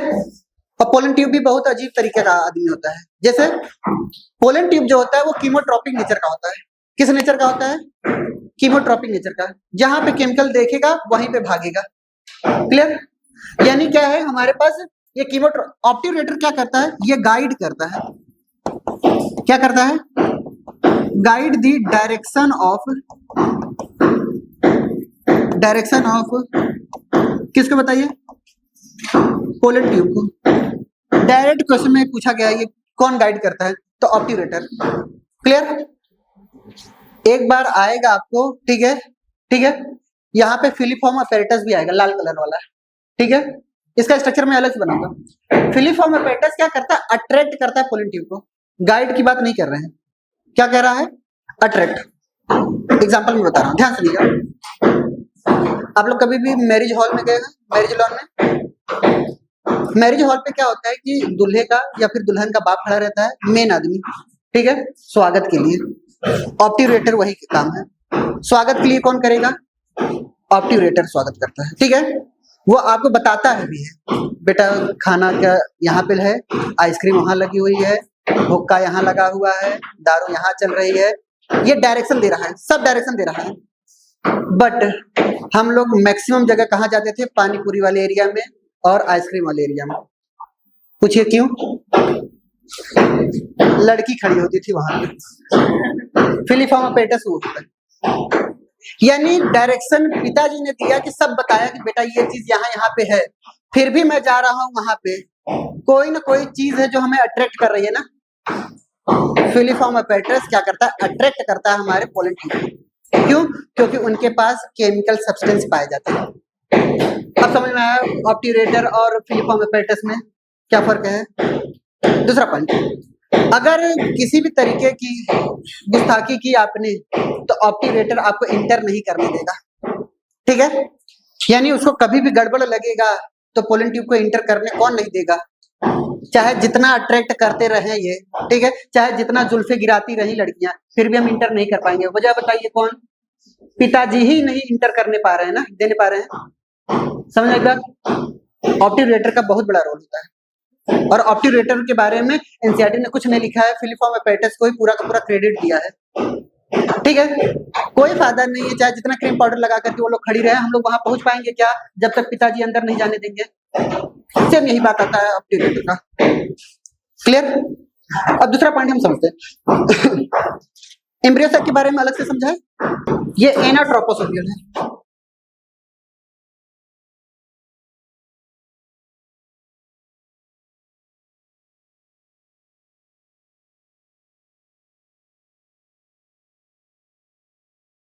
एनाट्रोपोस ओव्यूल जो होता है वो 180 डिग्री घूम जाता है। कितना डिग्री? 180। हम कैसे बता रहे हैं, हम आपको समझा रहे हैं। क्लियर? समझाए कैसे 180 डिग्री घुमा? रीजन बताए? इधर देखिए, हर एक चीज का रीजन है, ध्यान सुनिएगा। हुआ क्या था, ये स्ट्रेट था ना, क्या था ये स्ट्रेट? कब तक था? जब तक ये दोनों के दोनों बराबर ग्रोथ कर रहे थे तब। ठीक है, अगर मैं मान के चलूं ये वाला पार्ट, लेफ्ट वाला पार्ट अगर ज्यादा ग्रोथ हो गया, क्या हो गया? ज्यादा ग्रोथ हो गया, तो ये इसको और इधर की तरफ ढकेल देगा कि नहीं? और ढकेल करके ऐसा ले आएगा, इसको ऐसे घुमा देगा 180। समझ आई बात? यानी हमने ये कहा कि 2 उंगली है हमारे पास, ये उंगली बढ़ती चली जा रही है, ये घूम करके यही आ जाएगी। क्लियर? तो यही क्या है कि ये वाला पार्ट क्या करता है कि ज्यादा ये क्या हो जाता है, घूम जाता है। ठीक है, ज्यादा डेवलप हो जाता है एक पार्ट। अब हमारे पास क्या होता है कि ये ओव्यूल के माइक्रोपाइलर एंड के पास जो भी सेल्स पाई जाती हैं, सब के सब सिनर्जिड सेल्स पाई जाती है। इसको एक बार और स्ट्रक्चर हम बता रहे हैं आपको, ठीक है? सुनिए ध्यान से। हम डायग्राम बनाएंगे किसका? बताइए, डायग्राम हमारे पास आएगा किसका? एनाट्रोपस का। क्लियर? लेकिन एनसीईआरटी ने सेंटेंस किसका लिखा है? सेंटेंस किसका लिखा है? आर्थ्रोट्रोपस का। क्लियर? यानी सभी के सभी ओव्यूल कहां से ओरिजिनेट हुए हैं? आर्थ्रोट्रोपस से। ध्यान सुनिएगा, ये हमारे पास क्या है? ओव्यूल का स्ट्रक्चर है। इस ओव्यूल के स्ट्रक्चर में अगर हम ध्यान से देखेंगे, तो ओव्यूल के स्ट्रक्चर में अगर हम ध्यान से देखिएगा तो यहाँ पर इस तरीके के इंटेगुमेंट भी पाए जा रहे हैं, इस तरीके के इंटेगुमेंट भी पाए जा रहे हैं।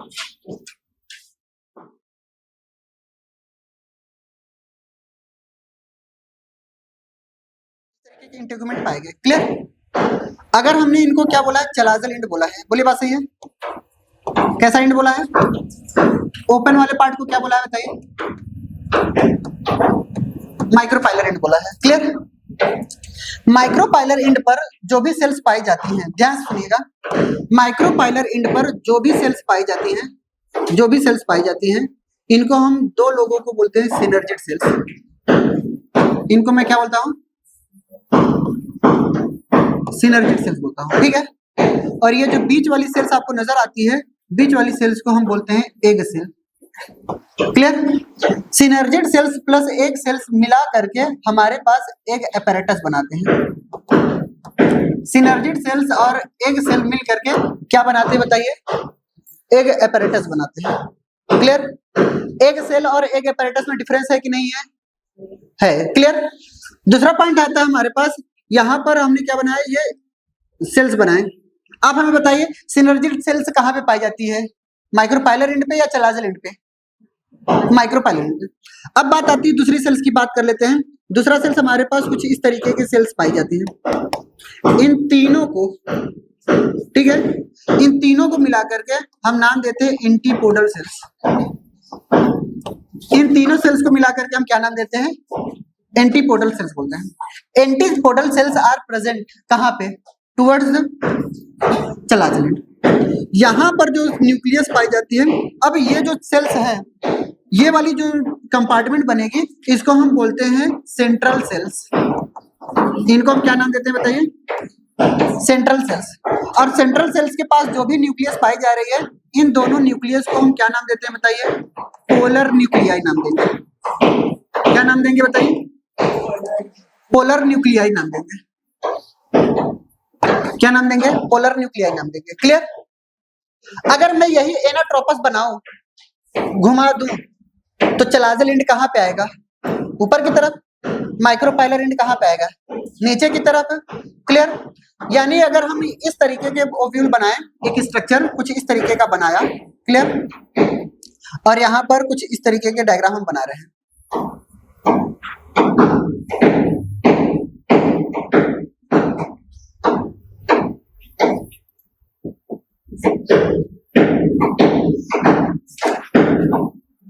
क्लियर।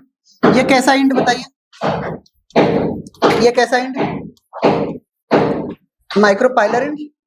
ये वाला कैसा इंड बताइए, चलाजल इंड। आप हमें बताइए इनके पास चलाजल इंड पर जो भी सेल्स पाई जाएंगी, तीनों की तीनों सेल्स कैसी होंगी बताइए,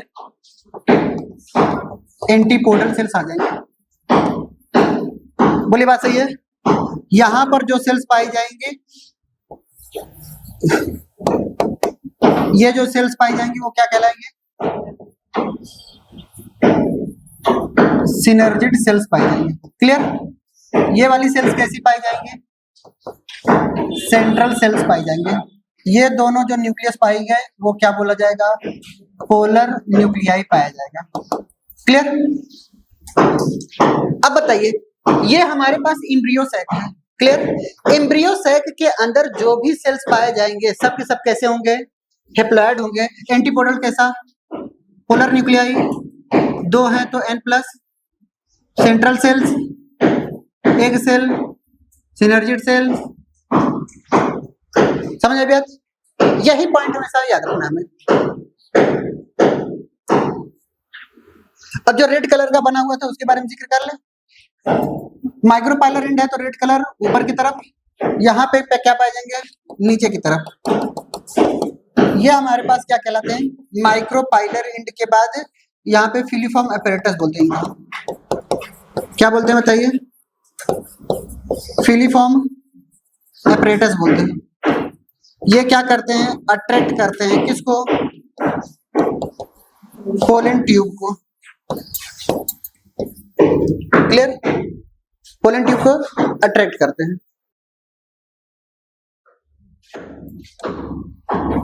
ये एक सेल भी है ना, दोनों को मिलाकर के क्या बोला है,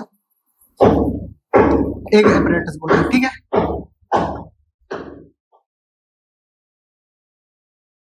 अच्छा पहले एक बार एक क्वेश्चन से लिख लेते हैं ना, चलिए क्वेश्चन लिखिए।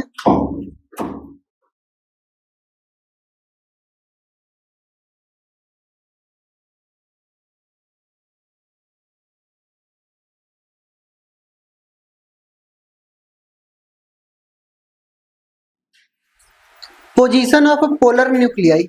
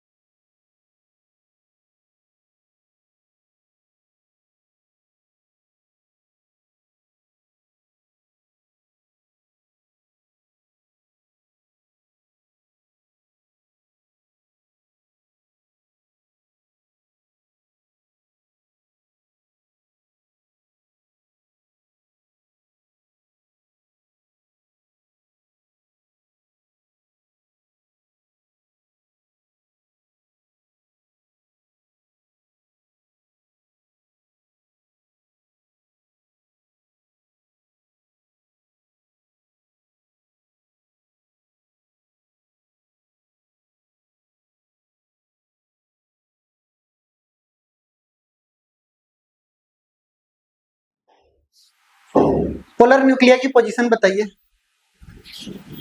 एंटीपोडल के नीचे या एग अपैरेटस के ऊपर, इनमें से कोई नहीं है। ठीक है, यानी क्या है, नहीं। जब भी हम बात करते हैं पोलर न्यूक्लियाई के पोजीशन की तो हम आर्थ्रोट्रोपस को ध्यान से देखेंगे, क्योंकि सेंटेंस में लिखा गया है किसके हिसाब से, आर्थ्रोट्रोपस के।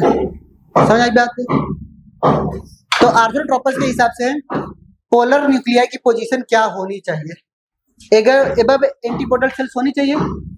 बोलिए आंसर क्या होगा, above podal structure of embryo cell ना, हेडिंग आते हैं हमारे पास स्ट्रक्चर ऑफ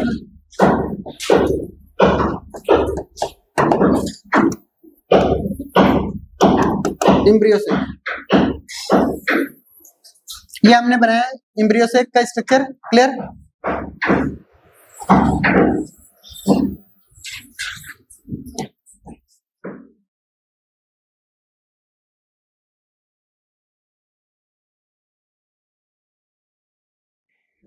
क्लियर। हम एनाट्रोपस को ही ध्यान में रखते हुए बना रहे हैं, ठीक है। ये वाला इंड हम मानते हैं चलाजल इंड है। कैसा इंड है? Chalazal end. तो ये तीनों की तीनों सेल्स कैसी होंगी बताइए? एंटीपोडल सेल्स होंगी, क्लियर। ये जो सेल्स आपको दिखाई दे रहा है ये कैसी सेल्स है? सेंट्रल सेल है। ये जो दोनों सेल्स आपको दिखाई दे रहे हैं ये सेल्स कैसी हैं बताइए? सिनर्जिड सेल है। और ये जो सेल्स दिखाई दे रहा है वो कैसा है आपको? एक सेल दिखाई दे रहा है, ठीक है। एक सेल प्लस सिनर्जिड सेल्स मिल करके क्या बनाते हैं बताइए? एक एपैरेटस बनाते हैं। क्या बनाते हैं बताइए? एक एपैरेटस बनाते हैं, क्लियर। और ये वाला इंड क्या कहला रहा है बताइए आपको? ये वाला इंड क्या कहला रहा है? माइक्रोपाइलर इंड कहलाता है, क्लियर। माइक्रोपाइलर इंड के पास क्या प्रेजेंट होते हैं? फिलीफॉर्म एपैरेटस प्रेजेंट होते हैं, फिलीफॉर्म एपैरेटस प्रेजेंट होते हैं, क्लियर। अब आपको क्या दिखाई दे रहा है कि यहाँ पे अगर हम जिक्र करेंगे, ठीक है, तो ई वाली जो न्यूक्लियस आपको दिखाई दे रही है, ये वाली जो न्यूक्लियस दिखाई दे रही है इसको हम बोलते हैं पोलर न्यूक्लियाई। क्या बोलते हैं इनको हम? पोलर न्यूक्लियाई बोल रहे हैं। आंख से देख करके बताइए कितने न्यूक्लियस नजर आ रहे हैं? कितने न्यूक्लियस नजर आ रहे हैं? 8 न्यूक्लियस नजर आ रहे हैं आपको। 1 2 3 4 5 6 7 8, ठीक है। 8 न्यूक्लिएट नजर आ रहे हैं, ठीक है। कितने सेल नजर आ रहे हैं? 7 सेल नजर आ रहे हैं। 1 2 3 4 5 6, ये पूरा का पूरा बचा क्या? 7, यानी ये 7 सेल्ड हो गए। इसी को बोलते हैं 7 सेल्ड 8 न्यूक्लिएट स्ट्रक्चर, क्लियर। ये मैच्योर एम्ब्रियो सैक है। जल्दी करिए। एम्ब्रियो सैक के बारे में पहला पॉइंट बताइएगा। ये भी कैसा है बताइए? फीमेल गैमेटोफाइट है कि नहीं है? अरे बोलिए। फीमेल गैमेटोफाइट ये भी किसके ऊपर डिपेंड है बताइए? डिपेंडेंट ऑन, किसके ऊपर डिपेंड है? पूरा पूरा एम्ब्रियो सैक किसके पे पाया जाता है? स्पोरोफाइट पे ही पाया जा रहा है। तो ये डिपेंडेंट ऑन स्पोरोफाइट। ये किसके ऊपर डिपेंड है बताइए? स्पोरोफाइट के ऊपर डिपेंडेंट है, क्लियर। दूसरा पॉइंट आता है कि ये जो एम्ब्रियो सैक है, क्लियर, एम्ब्रियो सैक के बारे में ये बोला गया है कि ये 7 सेल्ड 8 न्यूक्लिएट स्ट्रक्चर है। एम्ब्रियो सैक की प्लॉइडी कितनी होती है बताइए? डिप्लॉयड होती है, ठीक है। जल्दी करिए। दूसरा पॉइंट लिखेंगे हमारे पास एम्ब्रियो सैक के बारे में। Made up of 7 sailed 8 nucleate that is, number 1 किसके बारे में लिखेंगे? सेंट्रल सेल्स के बारे में लिखेंगे। नंबर 2 किसके बारे में लिखेंगे?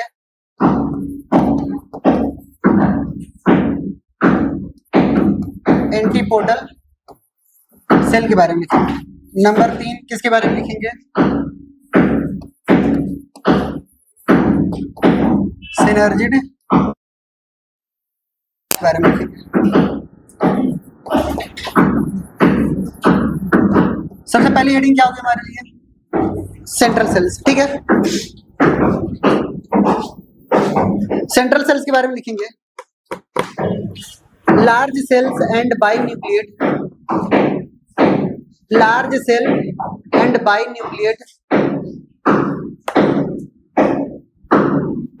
दो nucleus binucleate, large cells and binucleate, binucleate, अरे भाई बाई न्यूक्लिएट, ठीक है, that is n plus n, यानी कितने न्यूक्लियस दिखाई दे रहे हैं? 2 हैप्लॉइड न्यूक्लियस। कितने न्यूक्लियस बताइए? 2 haploid nucleus. n plus n मिल करके 2n नहीं लिखना है, ठीक है, n प्लस n ही रहने देना है। 2n लिख देंगे तो ये डिप्लॉइड हो जाएगा। क्लियर? नेक्स्ट लिखेंगे हमारे पास एंटीपोडल सेल्स के बारे में, ठीक है। प्रेजेंट टुवर्ड्स, कहाँ पे प्रेजेंट होते हैं बताइए? टुवर्ड्स, टुवर्ड्स कौन से इंट पे बताइए? Towards चलाजल int. कौन से इंट पे बताइए? चलाजल इंट पे प्रेजेंट होते हैं। दूसरा पॉइंट लिखेंगे इनके बारे में ही, डू नॉट टेक पार्टिसिपेट, ऐसे लिखेंगे, do not participate in reproduction, ये रिप्रोडक्शन में पार्टिसिपेट नहीं करते हैं। नॉट पार्टिसिपेटेड इन,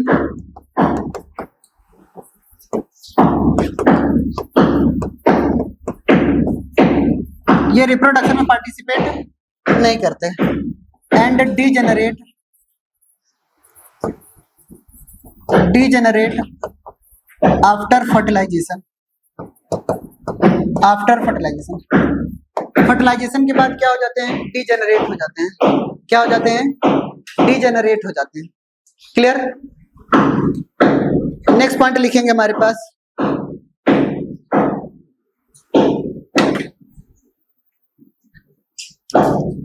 कौन सा? एग apparatus, ठीक है। प्रेजेंट टुवर्ड्स, एग apparatus के बारे में लिखेंगे, प्रेजेंट टुवर्ड्स, टुवर्ड्स कहाँ पे बताइए? माइक्रोपाइलर इंड, ये माइक्रोपाइलर इंड पर प्रेजेंट होते हैं। एग apparatus के बारे में क्या लिखेंगे? मेडअप ऑफ किससे किससे मिलकर बना है बताइए? कंपोज्ड ऑफ एग सेल और सिनर्जिड सेल। अब सुन लेते हैं इसे।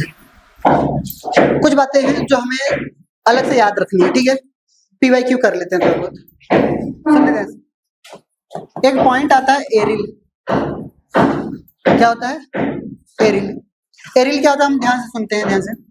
हमने ये कहा कि कोई एक हमारे पास ये क्या है? एम्ब्रियो सैक है। एम्ब्रियो सैक को कवर करने के लिए इनके पास क्या लगे हुए हैं बताइए? इंटेगुमेंट लगे होते हैं। क्या लगे होते हैं बताइए? ये इंटेगुमेंट कुछ इस तरीके से पाएंगे। क्लियर? इस इंटेगुमेंट में दो ही तो इंटेगुमेंट है, एक आउटर एक इनर। इनके अलावा एक अलग से इंटेगुमेंट बनने लगता है, इसके अलावा एक अलग से इंटेगुमेंट इनको नजर आने लगता है, एक अलग से इंटेगुमेंट इनके अंदर नजर आने लगता है। क्लियर? बाहर से, ठीक है, एक्स्ट्रा इंटेगुमेंट आता है। यही एक्स्ट्रा इंटेगुमेंट जब सीड डेवलपमेंट होता है, फर्टिलाइजेशन होता है, क्या होता है बताइए? आफ्टर फर्टिलाइजेशन, अगर फर्टिलाइजेशन के बाद क्या होता है? ये तो कन्वर्ट हो गई किस में बताइए? सीड में। क्लियर? सीड के ऊपर एक कवरिंग चढ़ने लगती है, सीड के ऊपर क्या चढ़ने लगती है? एक कवरिंग चढ़ने लगती है। इसी कवरिंग को हम बोलते हैं एरिल। इसी कवरिंग को हम क्या बोलते हैं बताइए? एरिल। क्लियर? आपने कभी भी लीची खाया है? लीची का जब छिलका हटाते हैं, छिलके के नीचे जो खाने वाला पार्ट होता है खाया जाता है ना, फिर उसके नीचे क्या पाया जाता है? सीड पाया जाता है। क्लियर? यानी इनके एग्जांपल में, एरिल के एग्जांपल में लीची आता है। क्या आता है? लीची। ठीक है, जल्दी करिए। लीची में हम क्या खाते हैं? PYQ में पूछा गया है, मैच दी कॉलम में। ठीक है,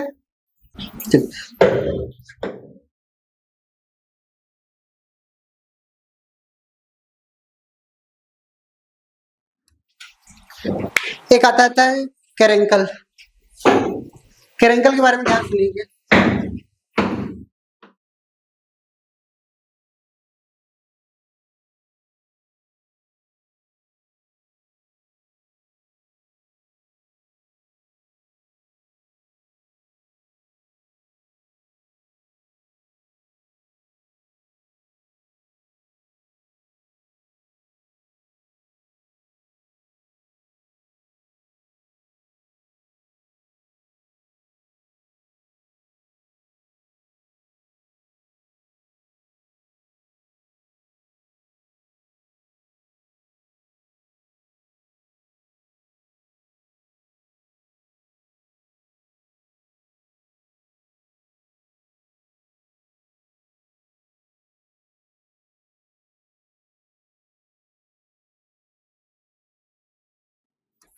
समझे? कैरेंकल क्या होती है कि आउटग्रोथ बर्ड से हो जाती है जो हमारे किसी भी एम्ब्रियो सैक के ऊपर निकल जाती है, सॉरी ओव्यूल के ऊपर निकल जाती है, ठीक है। ये आगे चल करके जब भी डेवलपमेंट फर्टिलाइजेशन होता है तो ओव्यूल आर कन्वर्टेड इनटू किसमें, सीड में। अब कैरेंकल क्या होता है कि ये या तो स्पोरोजिनस नेचर की हो जाएगी या तो मेरिस्मेटिक नेचर की हो जाती है, क्लियर। स्पोरोजिनस की होगी तो क्या बनाएगी, वही हमारे पास एंडोस्पर्म बनाएगी, वही पोलर न्यूक्लियाई, वही सेंट्रल सेल्स बनाएंगी, ठीक है। और मेरिस्मेटिक सेल्स होंगी तो कुछ और अलग डेवलपमेंट करते हैं, क्लियर। कैरेंकल का एग्जांपल आपको दिखा जाएगा कैस्टर में, किसमें देखने को मिलते हैं, कैस्टर में। और कैस्टर के अंदर कैरेंकल नजर आते हैं, कैस्टर के अंदर हमारे एंडोस्पर्म नजर आते हैं। क्या नजर आते हैं, एंडोस्पर्म नजर आते हैं। और इनके अंदर पेरिस्पर्म भी नजर आते हैं। क्या नजर आते हैं, पेरिस्पर्म। सभी का जो नेचर होता है वो डिप्लॉयड होता है, सब के सब कैसे होते हैं, डिप्लॉयड। इनको हम बोलते हैं पेरिस्पर्मी, पेरिस्पर्मी, एंडोस्पर्मिक सीड।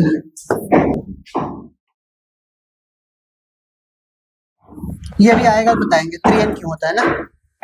एंडोस्पर्म को 3n कर लीजिएगा। Development of ovule. इधर देखिए, हमने ये कहा कि ये एक स्टिग्मा का स्ट्रक्चर मैंने बनाया,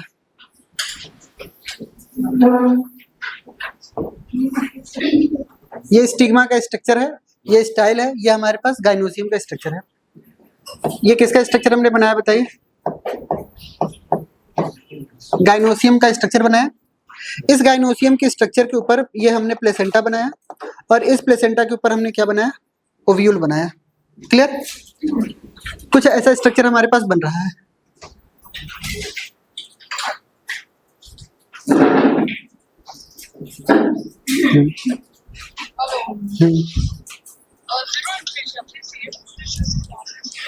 थोड़ा भी बाद में बात करते हैं ना। तो गाइनोसियम के बारे में हम समझा रहे थे आपको, क्लियर।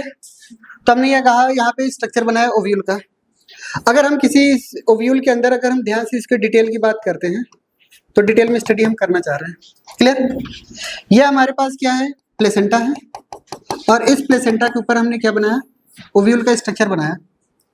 ओव्यूल के अंदर हर प्रकार के सेल्स पाए जा रहे हैं। हमने कहा यहाँ पर कई प्रकार के सेल्स हमें नजर आने लगे, ठीक है। ये कई तरीके के हमारे पास सेल्स नजर आ रहे हैं, क्लियर।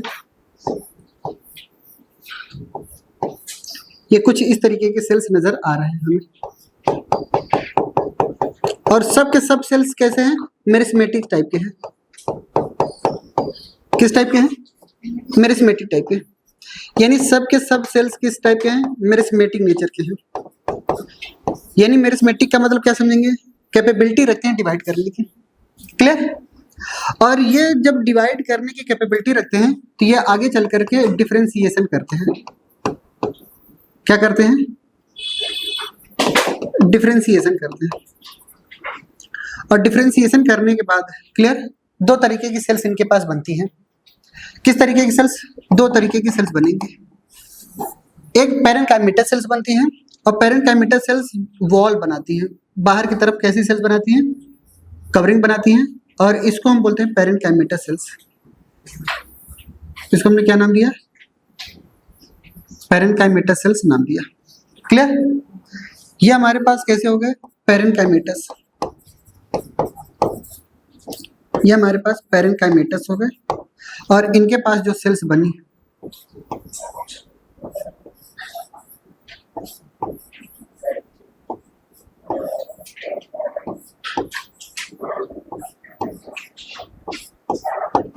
जो भी ये सेल्स बन रही है,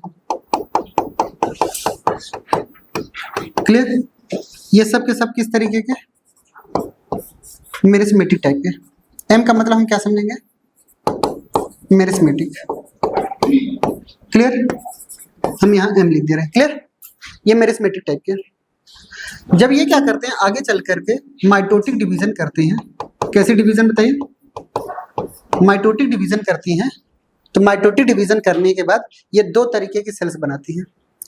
कोई एक सेल्स हमारे पास मेरिस्मेटिक सेल्स की स्पेशल हो जाती है, क्या हो जाती है, स्पेशल हो जाती है, तो ये स्पेशल होने के बाद दो तरीके की सेल्स बनाती है, क्लियर, ये दो तरीके की सेल्स बना रही है, ये दो तरीके की सेल्स बना रही है। पहला सेल्स हमारे पास कुछ इस तरीके की सेल्स बना रही है, ये दो तरीके की सेल्स बना रही है,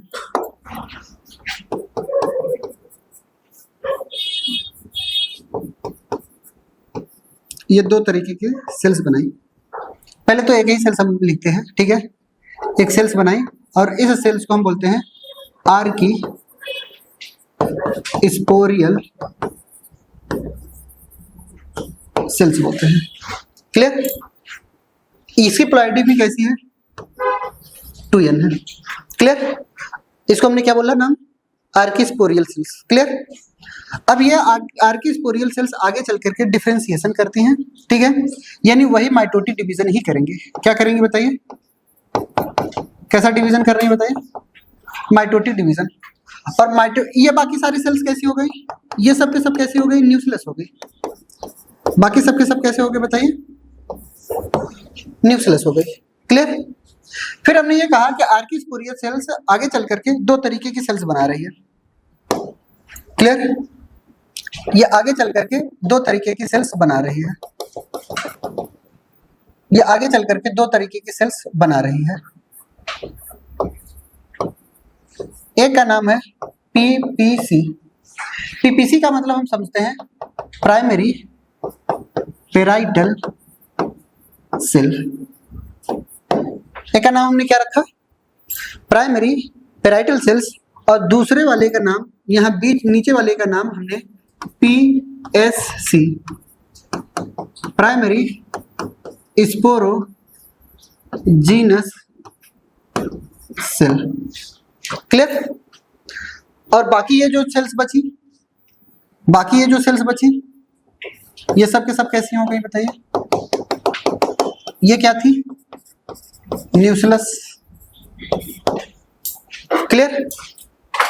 अब हमने ये कहा कि ये जो स्पोरोजिनस सेल्स है ये आगे चल करके क्या करेगा, डिफरेंशिएशन करेगा, यानी माइटोटिक डिवीजन करेगा, और माइटोटिक डिवीजन करने के बाद मेगा स्पोर मदर सेल्स बनाती है, ठीक है। यानी ये आगे चल करके स्पोरोजिनस सेल्स क्या करता है, या आगे चल करके, अच्छा प्राइमरी पेराइटल सेल्स क्या करता है, प्राइमरी पेराइटल सेल्स मदद करता है फॉर्मेशन ऑफ वॉल में।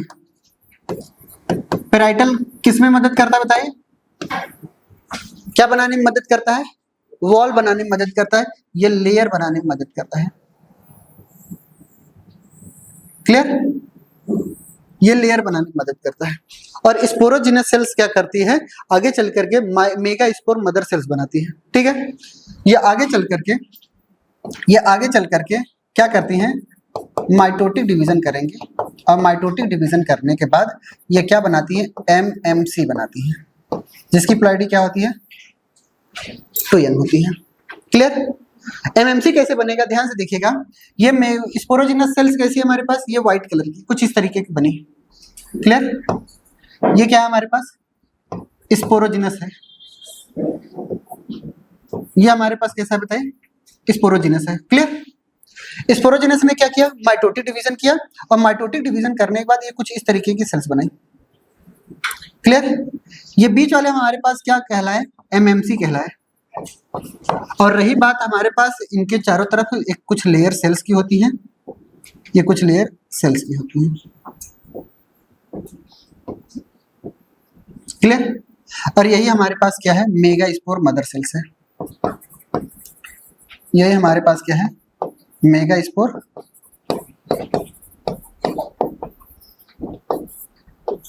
मदर सेल है। क्लियर? यही मेगा स्पोर हमारे पास मदर सेल्स जो बन रही हैं, ये यहां से लेकर के यहां तक की स्ट्रक्चर समझ में आई सबको? यही यंग ओव्यूल है। यही क्या है हमारा, यंग ओव्यूल का स्ट्रक्चर है, डेवलपमेंट ऑफ यंग ओव्यूल। अब सुनिए ध्यान से, हम फिर से एक बार बोल रहे हैं।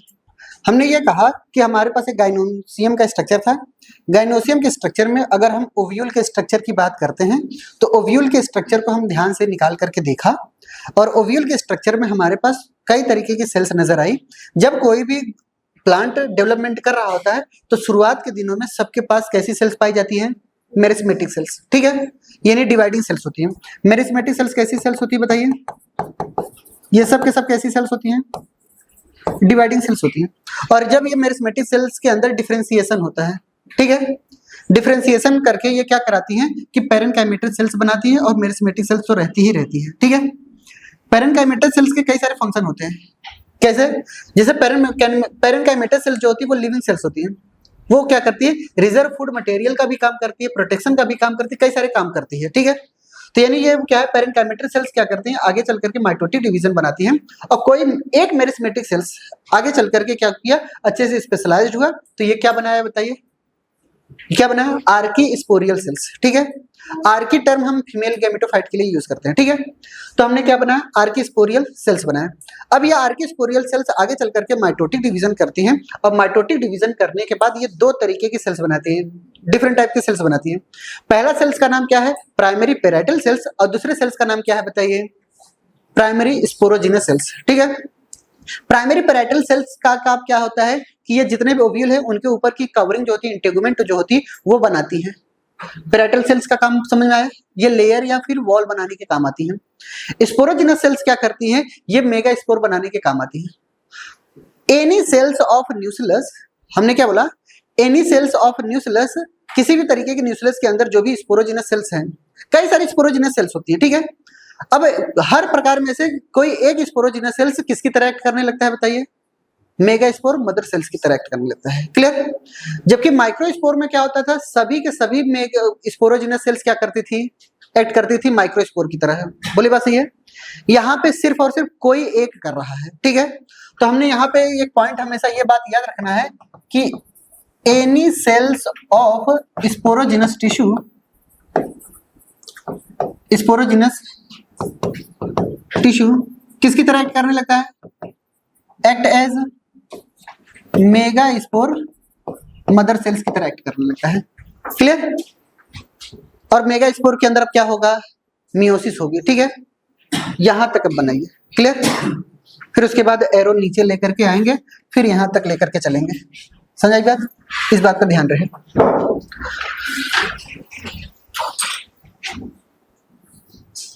सही है, आप बनाते रहिए ना, इसको थोड़ा यहां से करना है। क्लियर?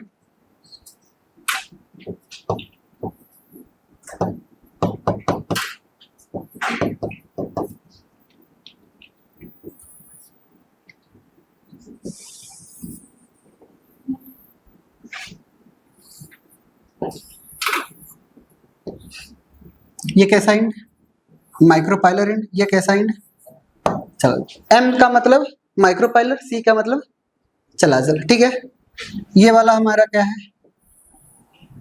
ओव्यूल है, इनके अंदर एमएमसी प्रेजेंट है। क्लियर? यहां से लेकर के यहां तक सब के सब किसके डेवलपमेंट है,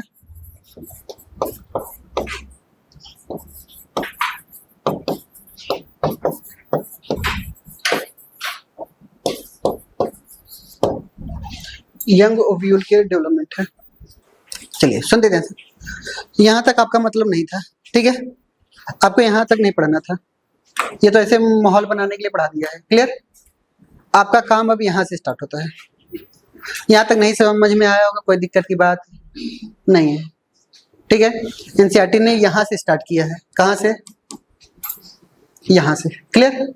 अब सुनते हैं, अब यहां से स्टार्ट मैं भी करने जा रहा हूं। क्लियर? नेक्स्ट पेज से, बट आप एरो लगा करके लिख सकते हैं ना, अगर एरो बन जाए तो,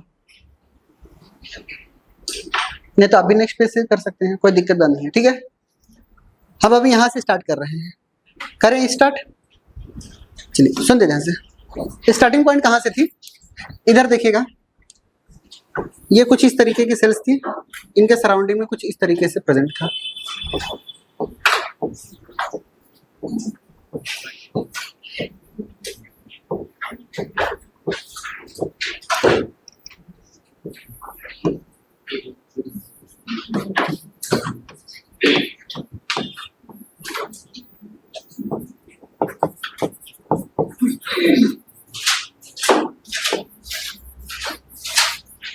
क्लियर? सुन लीजिए जैसे, the cells which are surrounded by the integument is called as nucellus. ठीक है, हमने क्या बोला कि न्यूक्लियस जो होती है वो किसके द्वारा सराउंड होती है, बताइए। न्यूक्लियस सराउंडेड बाय इंटेगुमेंट, किसके द्वारा सराउंड होती है, इंटेगुमेंट। ठीक है, आपके एनसीईआरटी ने क्या लिखा है कि कोई भी सेल्स न्यूक्लियस की अगर स्पेशलाइज्ड हो जाती है वो किसकी तरह एक्ट करने लगती है, किसकी तरह एक्ट करने लगती है, एमएमसी की तरह, आपके एनसीईआरटी ने लिखा है। जबकि सच्चाई क्या है, न्यूक्लियस की जो सेल्स होती है वो डिफरेंशिएट होकर के दो तरीके की सेल्स बनाती है। पहले आर्किस्पोरियल सेल्स में डिफरेंशिएट होती है, और आर्किस्पोरियल सेल्स कितने तरीके की सेल्स में डिवाइड होती है, दो तरीके की, एक हमारे पास प्राइमरी पैरेटल सेल्स और दूसरा हमारे पास प्राइमरी स्पोरोजिनस। समझ आई बात? बट आपके एनसीईआरटी ने इन सब चीजों को इग्नोर करके डायरेक्ट लिखा है कि any cells of nucellus act as a MMC. Clear? तो आपके एनसीईआरटी की लाइन फिर से मैं लिख दे रहा हूं, दोनों पॉइंट है आपको समझ में आनी चाहिए। ठीक है, जबकि सच्चाई आपकी कुछ और है। क्लियर? तो हमने ये बोला कि any cells of nucellus, nucellus किसकी तरह एक्ट कर रहा है, बताइए, एक्ट एज एमएमसी की तरह एक्ट कर रहा है। एमएमसी का मतलब क्या समझेंगे, मेगा स्पोर मदर सेल्स। ठीक है, अब इनके अंदर मियोसिस होती है, क्या होती है, मियोसिस। और मियोसिस कितने स्टेप में होती है, दो, एक मियोसिस फर्स्ट और एक मियोसिस सेकंड। अब ध्यान समझिएगा, अब इनके अंदर क्या होता है, मियोसिस होती है और यहाँ पे मियोसिस फर्स्ट होती है। क्लियर? और मियोसिस अगर फर्स्ट हो रही है तो जाहिर सी बात है कि ये एक सेल बनेगी, ध्यान से देखिएगा, एक ये सेल बनेगी, ये एक तरीके की सेल्स बनेगी। क्लियर?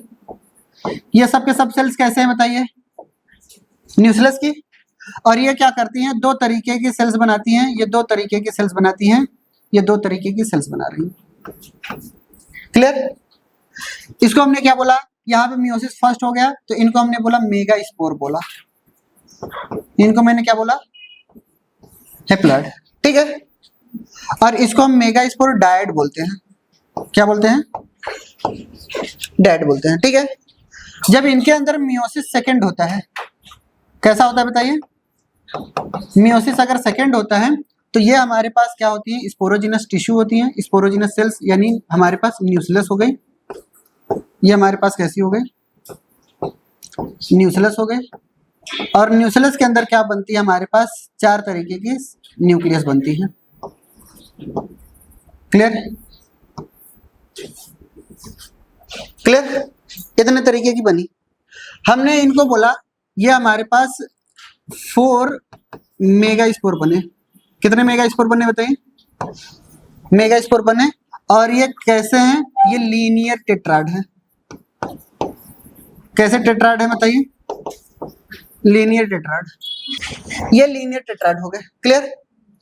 अब ये क्या करते हैं कि जब ये यहाँ पर लीनियर टेट्राड बने, इनमें से 3 क्या हो जाते हैं, हमारे पास डीजेनरेट हो जाते हैं। क्या हो जाते हैं, ये 3 कैसे हो गए बताइए, डीजेनरेट हो गए। क्लियर? सिर्फ और सिर्फ बचा कितना, ओनली 1 फंक्शनल, सिर्फ और सिर्फ एक फंक्शनल मेगा स्पोर बने। कितना बना, सिर्फ और सिर्फ 1 फंक्शनल मेगा स्पोर बने। इतनी बात समझ में आई? अब इस मेगा स्पोर के अंदर क्या होता है, लगातार माइटोटिक डिवीजन होता है। क्या होता है बताइए, लगातार माइटोटिक डिवीजन होता है।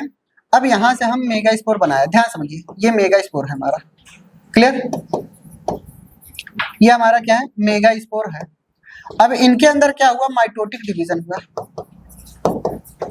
कैसा डिवीजन हुआ, माइटोटिक डिवीजन।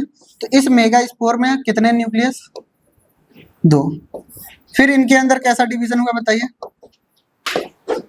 माइटोटिक डिवीजन हुआ, ठीक है। थोड़ा और नीचे करें, क्लियर। इनके अंदर फिर से एक माइटोटिक डिवीजन हुआ, तो कितने न्यूक्लियस बताइए। ये एक तरीके का एफएनडी हो रहा है क्या, फ्री न्यूक्लियर डिवीजन।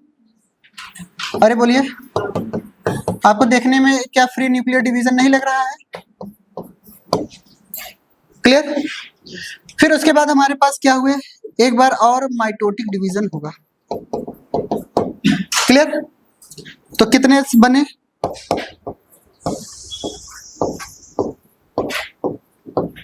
ठीक है। कितने एफएनडी हुए बोलिए, 3, ठीक है। डायरेक्ट लिखा है 3 सक्सेसिव माइटोटिक डिवीजन। कितने successive mitotic division, 3 successive mitotic division के बाद कितने न्यूक्लिएट स्ट्रक्चर बने, 8 न्यूक्लिएट बने, क्लियर। अब क्या होगा, साइटोकाइनेसिस, क्लियर। यानी यहाँ पे अब क्या होगा, कंपार्टमेंटलाइजेशन होगा।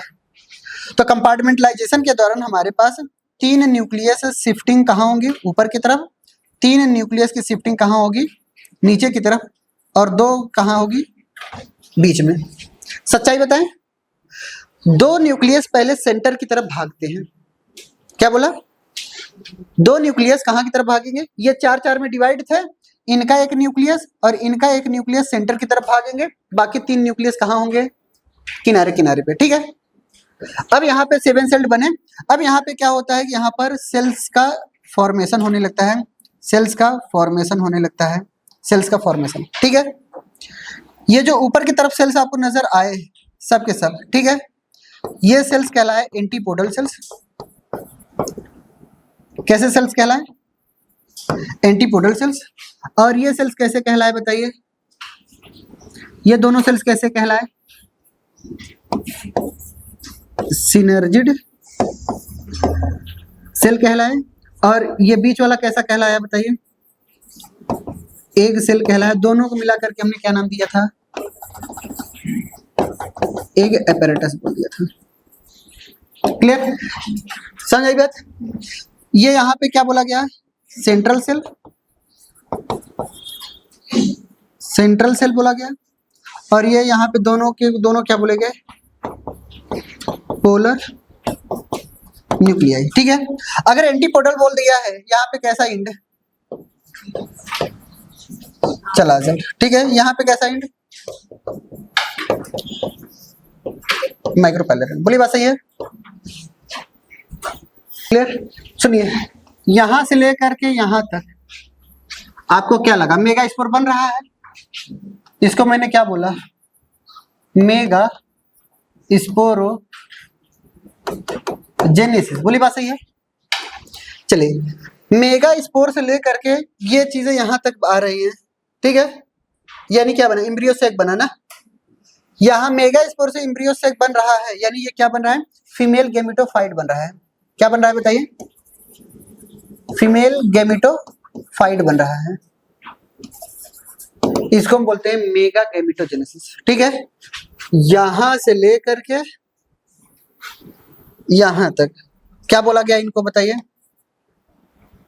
मेगा गेमिटो, समझ आई बात। मैक्सिमम क्वेश्चंस आपके सॉल्व यहीं से होंगे। डेवलपमेंट ऑफ ओव्यूल समझ में आया, मेगा स्पोरोजेनेसिस, मेगा गैमेटोजेनेसिस, इन सब में डिफरेंस है, याद रहना चाहिए, क्लियर। हमारे पास मेगा स्पोर मदर सेल से मेगा स्पोर का बनना मेगा स्पोरोजेनेसिस, मेगा स्पोर से एम्ब्रियो सैक का बनना मेगा गैमेटोजेनेसिस, ठीक है। ओव्यूल से हमारे पास किसका बनना, मेगा स्पोर मदर सेल्स का बनना वो मैच्योर ओव्यूल का फॉर्मेशन कहलाता है, डेवलपमेंट कहलाता है। ठीक है, हो गया। अब मेगा स्पोरोजेनेसिस और मेगा गैमेटोजेनेसिस में डिफरेंस लिख लेते हैं जल्दी जल्दी ना। Mega sporogenesis versus mega gametogenesis, या तो एक एक करके लिखें, सिंगल सिंगल लिख लें, सिंगल सिंगल भी लिख लेते हैं ना। ठीक है, कोई दिक्कत की बात नहीं। पहला होगा हमारे पास मेगा स्पोरोजेनेसिस। पहले हेडिंग क्या होगी हमारे पास? Megasporogenesis. चलिए मेगा स्पोरोजेनेसिस की डिफिनेशन बताइए। फॉर्मेशन ऑफ मेगा स्पोर कहां से? From nucleus.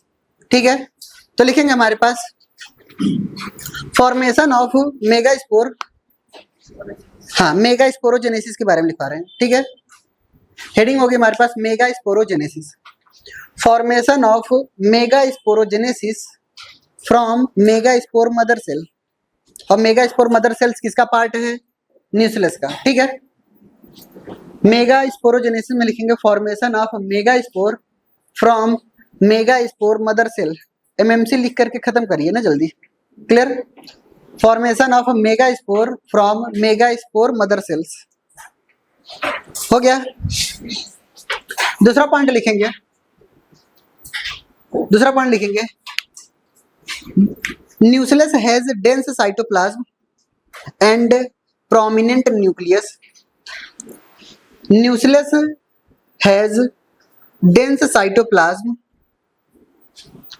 ये सब बातें बता चुके हैं फिर भी लिखवा रहे हैं दोबारा। ठीक है, nucellus has dense cytoplasm and have prominent nucleus, prominent nucleus which is differentiated into, किस में डिफरेंशिएट हो रहा है बताइए? Single megaspore mother cell. बोली बात सही है? कोई एक सेल न्यूक्लियस की डिवाइड होकर के क्या बनाती है? मेगा स्पोर मदर सेल्स बनाती है। ठीक है, which is differentiated into megaspore mother cell. ठीक है, megaspore mother cell. Clear?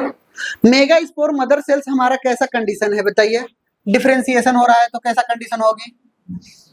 Diploid. Clear? बोले बात सही है? तो लिखेंगे हमारे पास, clear? Megaspore mother cells की बात हो रही है ना। Clear? Megaspore mother cells कितना है हमारे पास? डिप्लॉयड। ठीक है, तो लिखेंगे megaspore mother cells is diploid and undergoes meiotic division. Megaspore mother cell is diploid and undergoes कैसा डिवीजन? मियोसिस होती है, मियोटिक डिवीजन होती है। क्लियर? पहले क्या बनाएंगे? दो सेल्स बनाएंगे, मियोसिस करने के बाद तो उसको हम क्या बोलेंगे? मेगास्पोर डायड बोलेंगे। फिर ये आगे चल करके कैसे डिवाइड करेंगे? 4 सेल्स में डिवाइड होंगी तो उसको हम क्या बोलेंगे? टेट्राड। ठीक है, तो लिखेंगे फर्स्ट मियोटिक डिवीजन अकर ट्रांसवर्सली। ट्रांसवर्स डिवीजन हो रहा है। ट्रांसवर्स का मतलब क्या है? कि कुछ इस तरीके की डिवीजन हो रही है। ठीक है, इस तरीके से डिवीजन हो रही है, तो लिखेंगे first meiosis transversely, first meiotic division occur transversely into two cell called as क्या बोलते हैं? मेगास्पोर डायड बोलेंगे। ठीक है, इनको हम क्या बोलेंगे? Megaspore DYAD। डैडी मत लिख देना। ठीक है, क्लियर? फिर उसके बाद क्या होगा? मियोसिस सेकेंड में क्या होगा बताइए? फिर से ये अगेन क्या करेगा? ट्रांसवर्स डिवीजन करेगा और ये क्या बनाएगा? लीनियर टेट्राड बनाएंगे। ठीक है, तो नेक्स्ट लिखेंगे these two cells again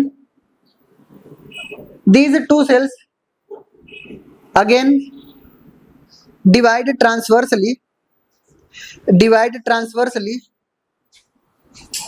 results into linear tetrad। बोले बात सही है? results into linear tetrad। Linear tetrad में ये डिवाइड होती है। क्लियर? लीनियर टेट्राड, समझ में आई बात? दूसरा पॉइंट लिखेंगे, out of 4 megaspore, 4 megaspore बनते हैं टेट्राड में, ठीक है। Out of 4 megaspore 3 are degenerate, 4 megaspore में से कितने डीजेनरेट होंगे बताइए? 3 डीजेनरेट हो जाएंगे, ठीक है। Out of 4 megaspore 3 are degenerate and only one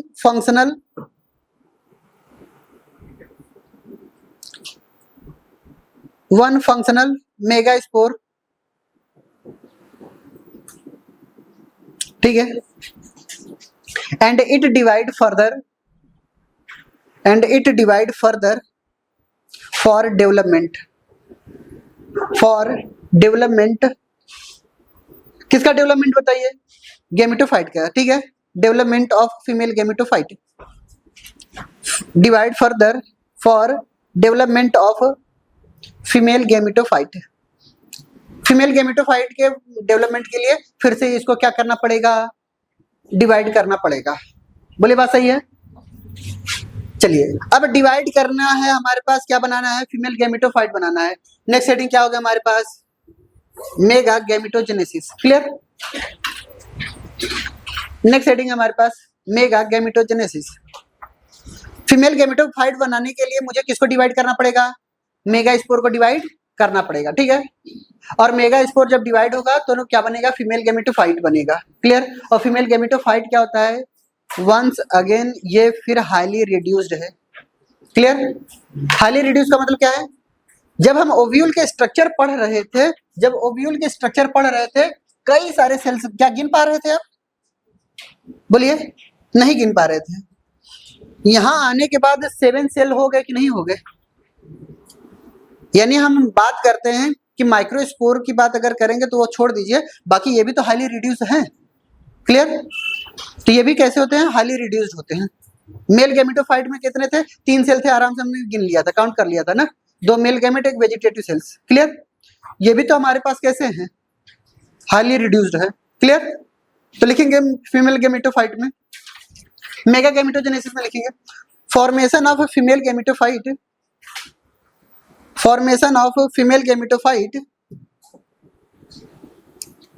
female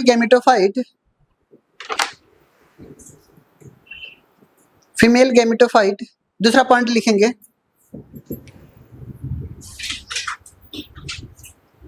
for the formation of female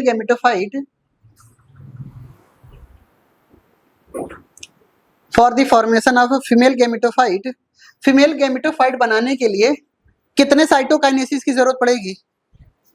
कितने साइटोकाइनेसिस की जरूरत पड़ रही है? टोटल 6 साइटोकाइनेसिस की जरूरत पड़ती है, तभी 7 सेल बनते हैं। क्लियर? तो क्या लिखेंगे? For the formation of female gametophyte, 6 cytokinesis required. कितने साइटोकाइनेसिस की जरूरत पड़ रही है बताइए? 6 साइटोकाइनेसिस जरूरत पड़ रही है।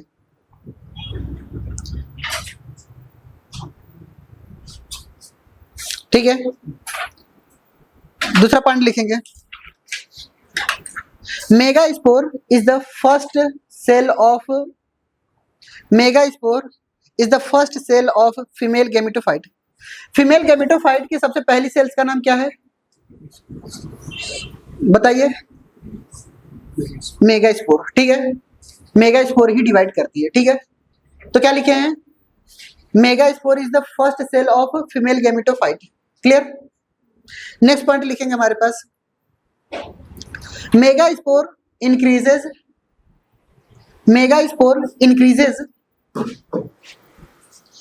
इट्स साइज, अपनी साइज इंक्रीज करता है, and its nuclear divide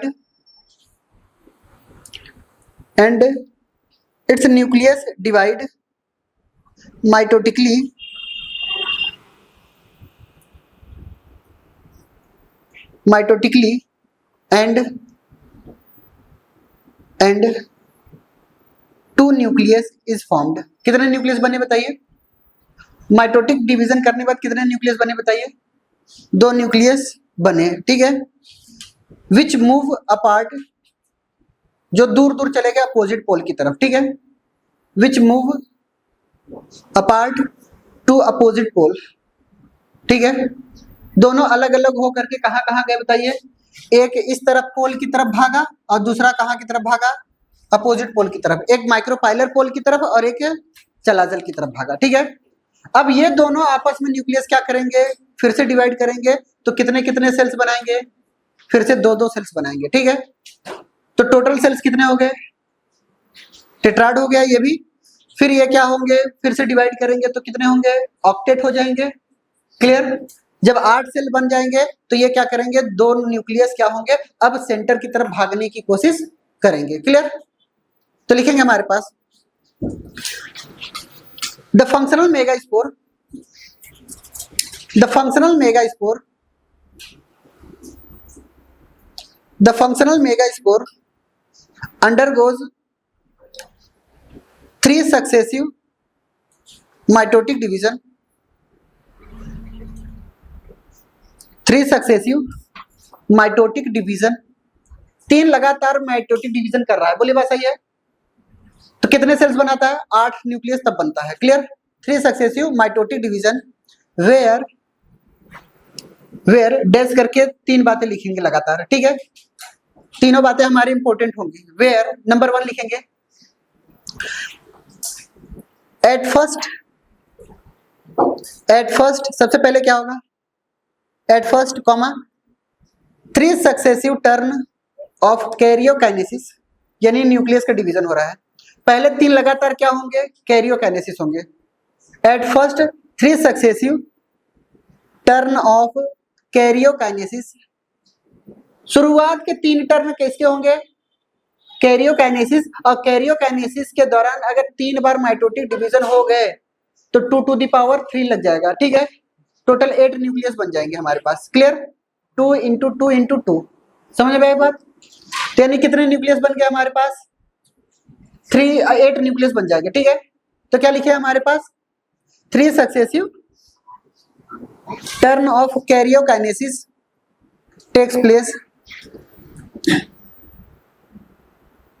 place called as free nuclear division. इन्हीं को हमने क्या नाम दिया है? Free nuclear division, called as free nuclear division, free nuclear division, ठीक है। And 8 nucleus is formed. कितने न्यूक्लियस बन गए बताइए? 8 न्यूक्लियस इज फॉर्म्ड इन कितने सेल? Single cell. बोली बात याद आ रही है? एक ही सेल के अंदर कितने न्यूक्लियस बन गए? 8 न्यूक्लियस बन गए, ठीक है, इन अ सिंगल सेल। क्लियर? ऐसा कंडीशन कैसे दिखाई देगा? 8 न्यूक्लियर सिंगल सेल स्ट्रक्चर। बोली बात सही है? अगर 7 बार अगर साइटोकाइनेसिस हुआ तो पहले तो एक सेल थी ही ना, पहले की एक सेल थी और 7 बार हो गया हमारे पास, 6 बार साइटोकाइनेसिस हुआ तो टोटल सेल कितने बनेंगे? 7 सेल बन जाएंगे। क्लियर? इस तरीके से दिमाग लगाना है आपको। तो दूसरा पॉइंट लिखेंगे हमारे पास, सेकंड पॉइंट, टोटल कितने न्यूक्लियस बन रहे हैं बताइए? Total 8 nucleus is formed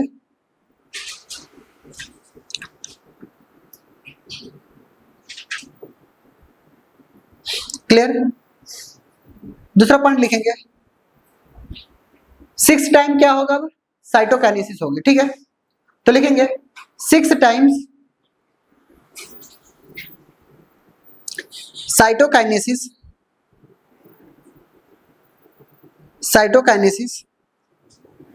occur in gametophyte and produces कितने सेल्ड? 7 सेल्ड, ठीक है, produces 7 sailed. Clear?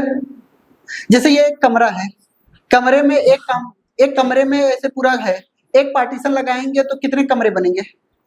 2 partition, 2 partition लगाएंगे तो 3, ठीक है। ऐसे 3 लगाएंगे तो कितने बनेंगे? 4, ऐसे 4 लगाएंगे तो 5, ऐसे 5 लगाएंगे तो 6 लगाएंगे तो 7, ऐसे 7 बार साइटोकाइनेसिस हुई। समझ में बात? बंटवारा 7 बार हुआ था, 6 बार हुआ था, तब 7 में डिवाइड हुए थे। क्लियर? खत्म हो गया और क्या।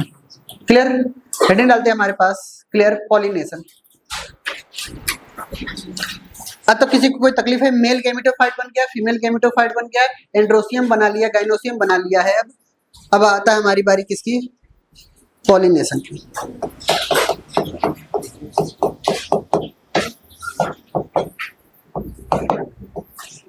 पॉलिनेशन का मतलब आप क्या समझते हैं, पॉलिनेशन का मतलब क्या समझते हैं? सिर्फ और सिर्फ आपको पॉलिनेशन की डिफिनेशन में एक ही पॉइंट बोलना है, ठीक है, transfer of pollen grain from anther to stigma. Clear, उसके अलावा और कोई बात आपको याद नहीं होनी चाहिए, ठीक है। कभी भी ये मत कहिए कि एक प्लांट से दूसरे प्लांट, एक फ्लावर से दूसरे फ्लावर, ऐसा नहीं करना। समझ आ रही बात? वो बात की बात देख ली जाएगी। अगर प्लांट चेंज हो रहा है तो अलग तरीके का पॉलिनेशन हो जाएगा, फ्लावर चेंज हो रहा है तो अलग तरीके का, सेम फ्लावर में हो रहा है तो अलग तरीके का। यानी पॉलिनेशन की डिफिनेशन सिर्फ और सिर्फ क्या बोलनी है आपको, transfer of pollen grain from anther to stigma. समझ आई बात? तो पॉलिनेशन में लिखेंगे डिफिनेशन, ट्रांसफर ऑफ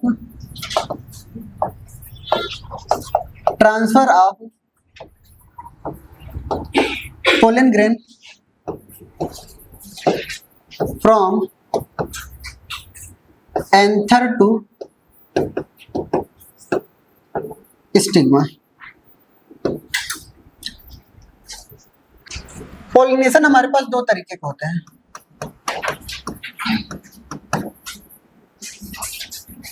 कितने तरीके के होते हैं? दो तरीके के होते हैं।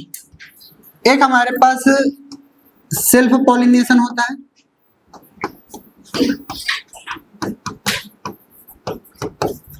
और एक होता है हमारे पास क्रॉस पॉलिनेशन होता है, ठीक। सेल्फ पॉलिनेशन हमारे पास भी दो तरीके के होते हैं। सेल्फ पॉलिनेशन में भी कितने तरीके के? दो तरीके के होते हैं। एक हमारे पास ऑटोगैमी होता है और दूसरा हमारे पास जेटनोगैमी होता है। और क्रॉस पॉलिनेशन का दूसरा ही नाम जीनोगैमी है। क्या नाम है? जीनोगैमी है। जीनोगैमी लिखना है आपको। क्लियर? आगे बढ़े, अब सुनते ध्यान से। ऑटोगैमी का मतलब क्या होता है, ध्यान से देखिएगा। ऑटोगैमी का मतलब कोई है कि यहाँ पे हमने प्लांट बनाया, कोई हमने यहाँ पे प्लांट बनाया और यहाँ पे फ्लावर में बनाने की कोशिश कर रहा हूँ। क्लियर? ये फ्लावर है। अगर इसी फ्लावर के अंदर एंथर उड़ करके इसी फ्लावर पे बैठ रहा है, क्लियर, तो ये क्या कहलाएगा? ऑटोगैमी कहलाएगा। यानी फ्लावर कैसा है? बाइसेक्सुअल है, ठीक है। प्लांट कैसा है? गलती कर बैठे, नोट डाल करके लिखो इसी बात पे। Clear? Monoecious and dioecious term used for only plant not flower. Clear? हमारे पास प्लांट मोनोइसियस हो सकते हैं, ठीक है, या फिर मैं ये कह सकता हूं कि फ्लावर बाइसेक्सुअल हो सकता है बट प्लांट बाइसेक्सुअल नहीं हो सकता।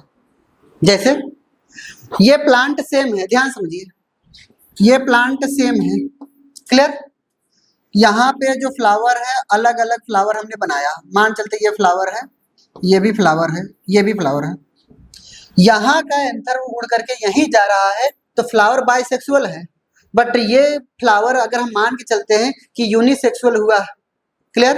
तो यहाँ का एंथर कहाँ पे रिमूव हो करके जाएगा, उड़ेगा यहाँ पर, ठीक है। यानी यहाँ पर एंथर पाया गया, यहाँ पे स्टिग्मा पाया गया। क्या पाया गया? स्टिग्मा। यहाँ से उड़ करके यहाँ जा रहा है, तो प्लांट मोनोइसियस है, ये भी प्लांट मोनोइसियस है, हो सकता है, ठीक है। फ्लावर के लिए हमेशा बाइसेक्सुअल और यूनिसेक्सुअल यूज करेंगे और प्लांट के लिए मोनोइसियस और डाइसियस यूज करेंगे। समझ आई बात? तो लिख लेते हैं नोट डाल करके point, monoecious and dioecious, monoecious and dioecious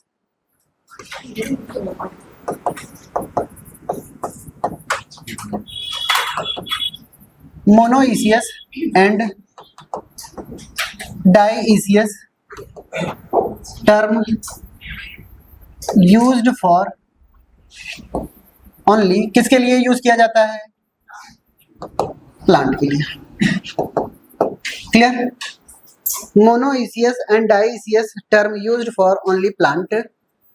clear? दूसरा पॉइंट लिखेंगे, unisexual and bisexual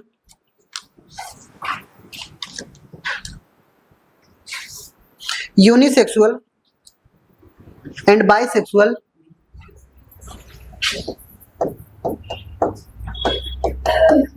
unisexual and bisexual जो टर्म है वो किसके लिए यूज किया जाएगा? यूज्ड फॉर फ्लावर, फ्लावर के लिए यूज किया जाता है। ऑटोगैमी में एक ही फ्लावर के अंदर, ध्यान सुनिएगा, फ्लावर के अंदर ही हमारे पास क्या हो रहा है? ट्रांसफर हो रहा है ना पोलन ग्रेन का। क्या किसी भी तरीके के पॉलिनेटिंग एजेंट की जरूरत पड़ रही है? नहीं, यानी no pollinating agent required.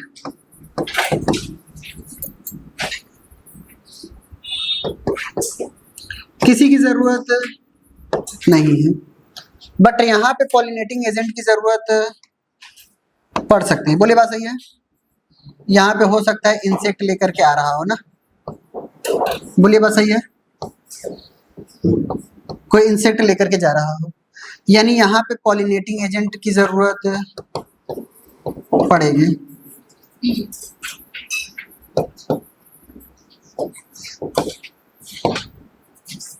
Clear? दिखने में ये भी तो सेल्फ पॉलिनेशन ही है, ठीक है, बट हमारे पास क्या हो रहा है? प्लांट सेम ही लग रहा है ना। प्लांट कैसा दिखाई दे रहा है आपको बताइए? प्लांट तो यही है ना हमारे पास, यानी हमारे पास जीन इनके क्या होंगे? सेम होंगे ना, ठीक है। जेनेटिक कंपोजिशन इनका और इनका सेम होगा। होता क्या है कि ये बोला जाता है हमारे पास क्या है, ठीक है, ये कैसे हैं? जेनेटिक अपीयरेंस सेम है इनका, बट ये फंक्शनली कैसे होते हैं बताइए? क्रॉस पॉलिनेशन होते हैं। समझ बात है? दूसरा पॉइंट है, यहाँ की बात अगर हम कर लें,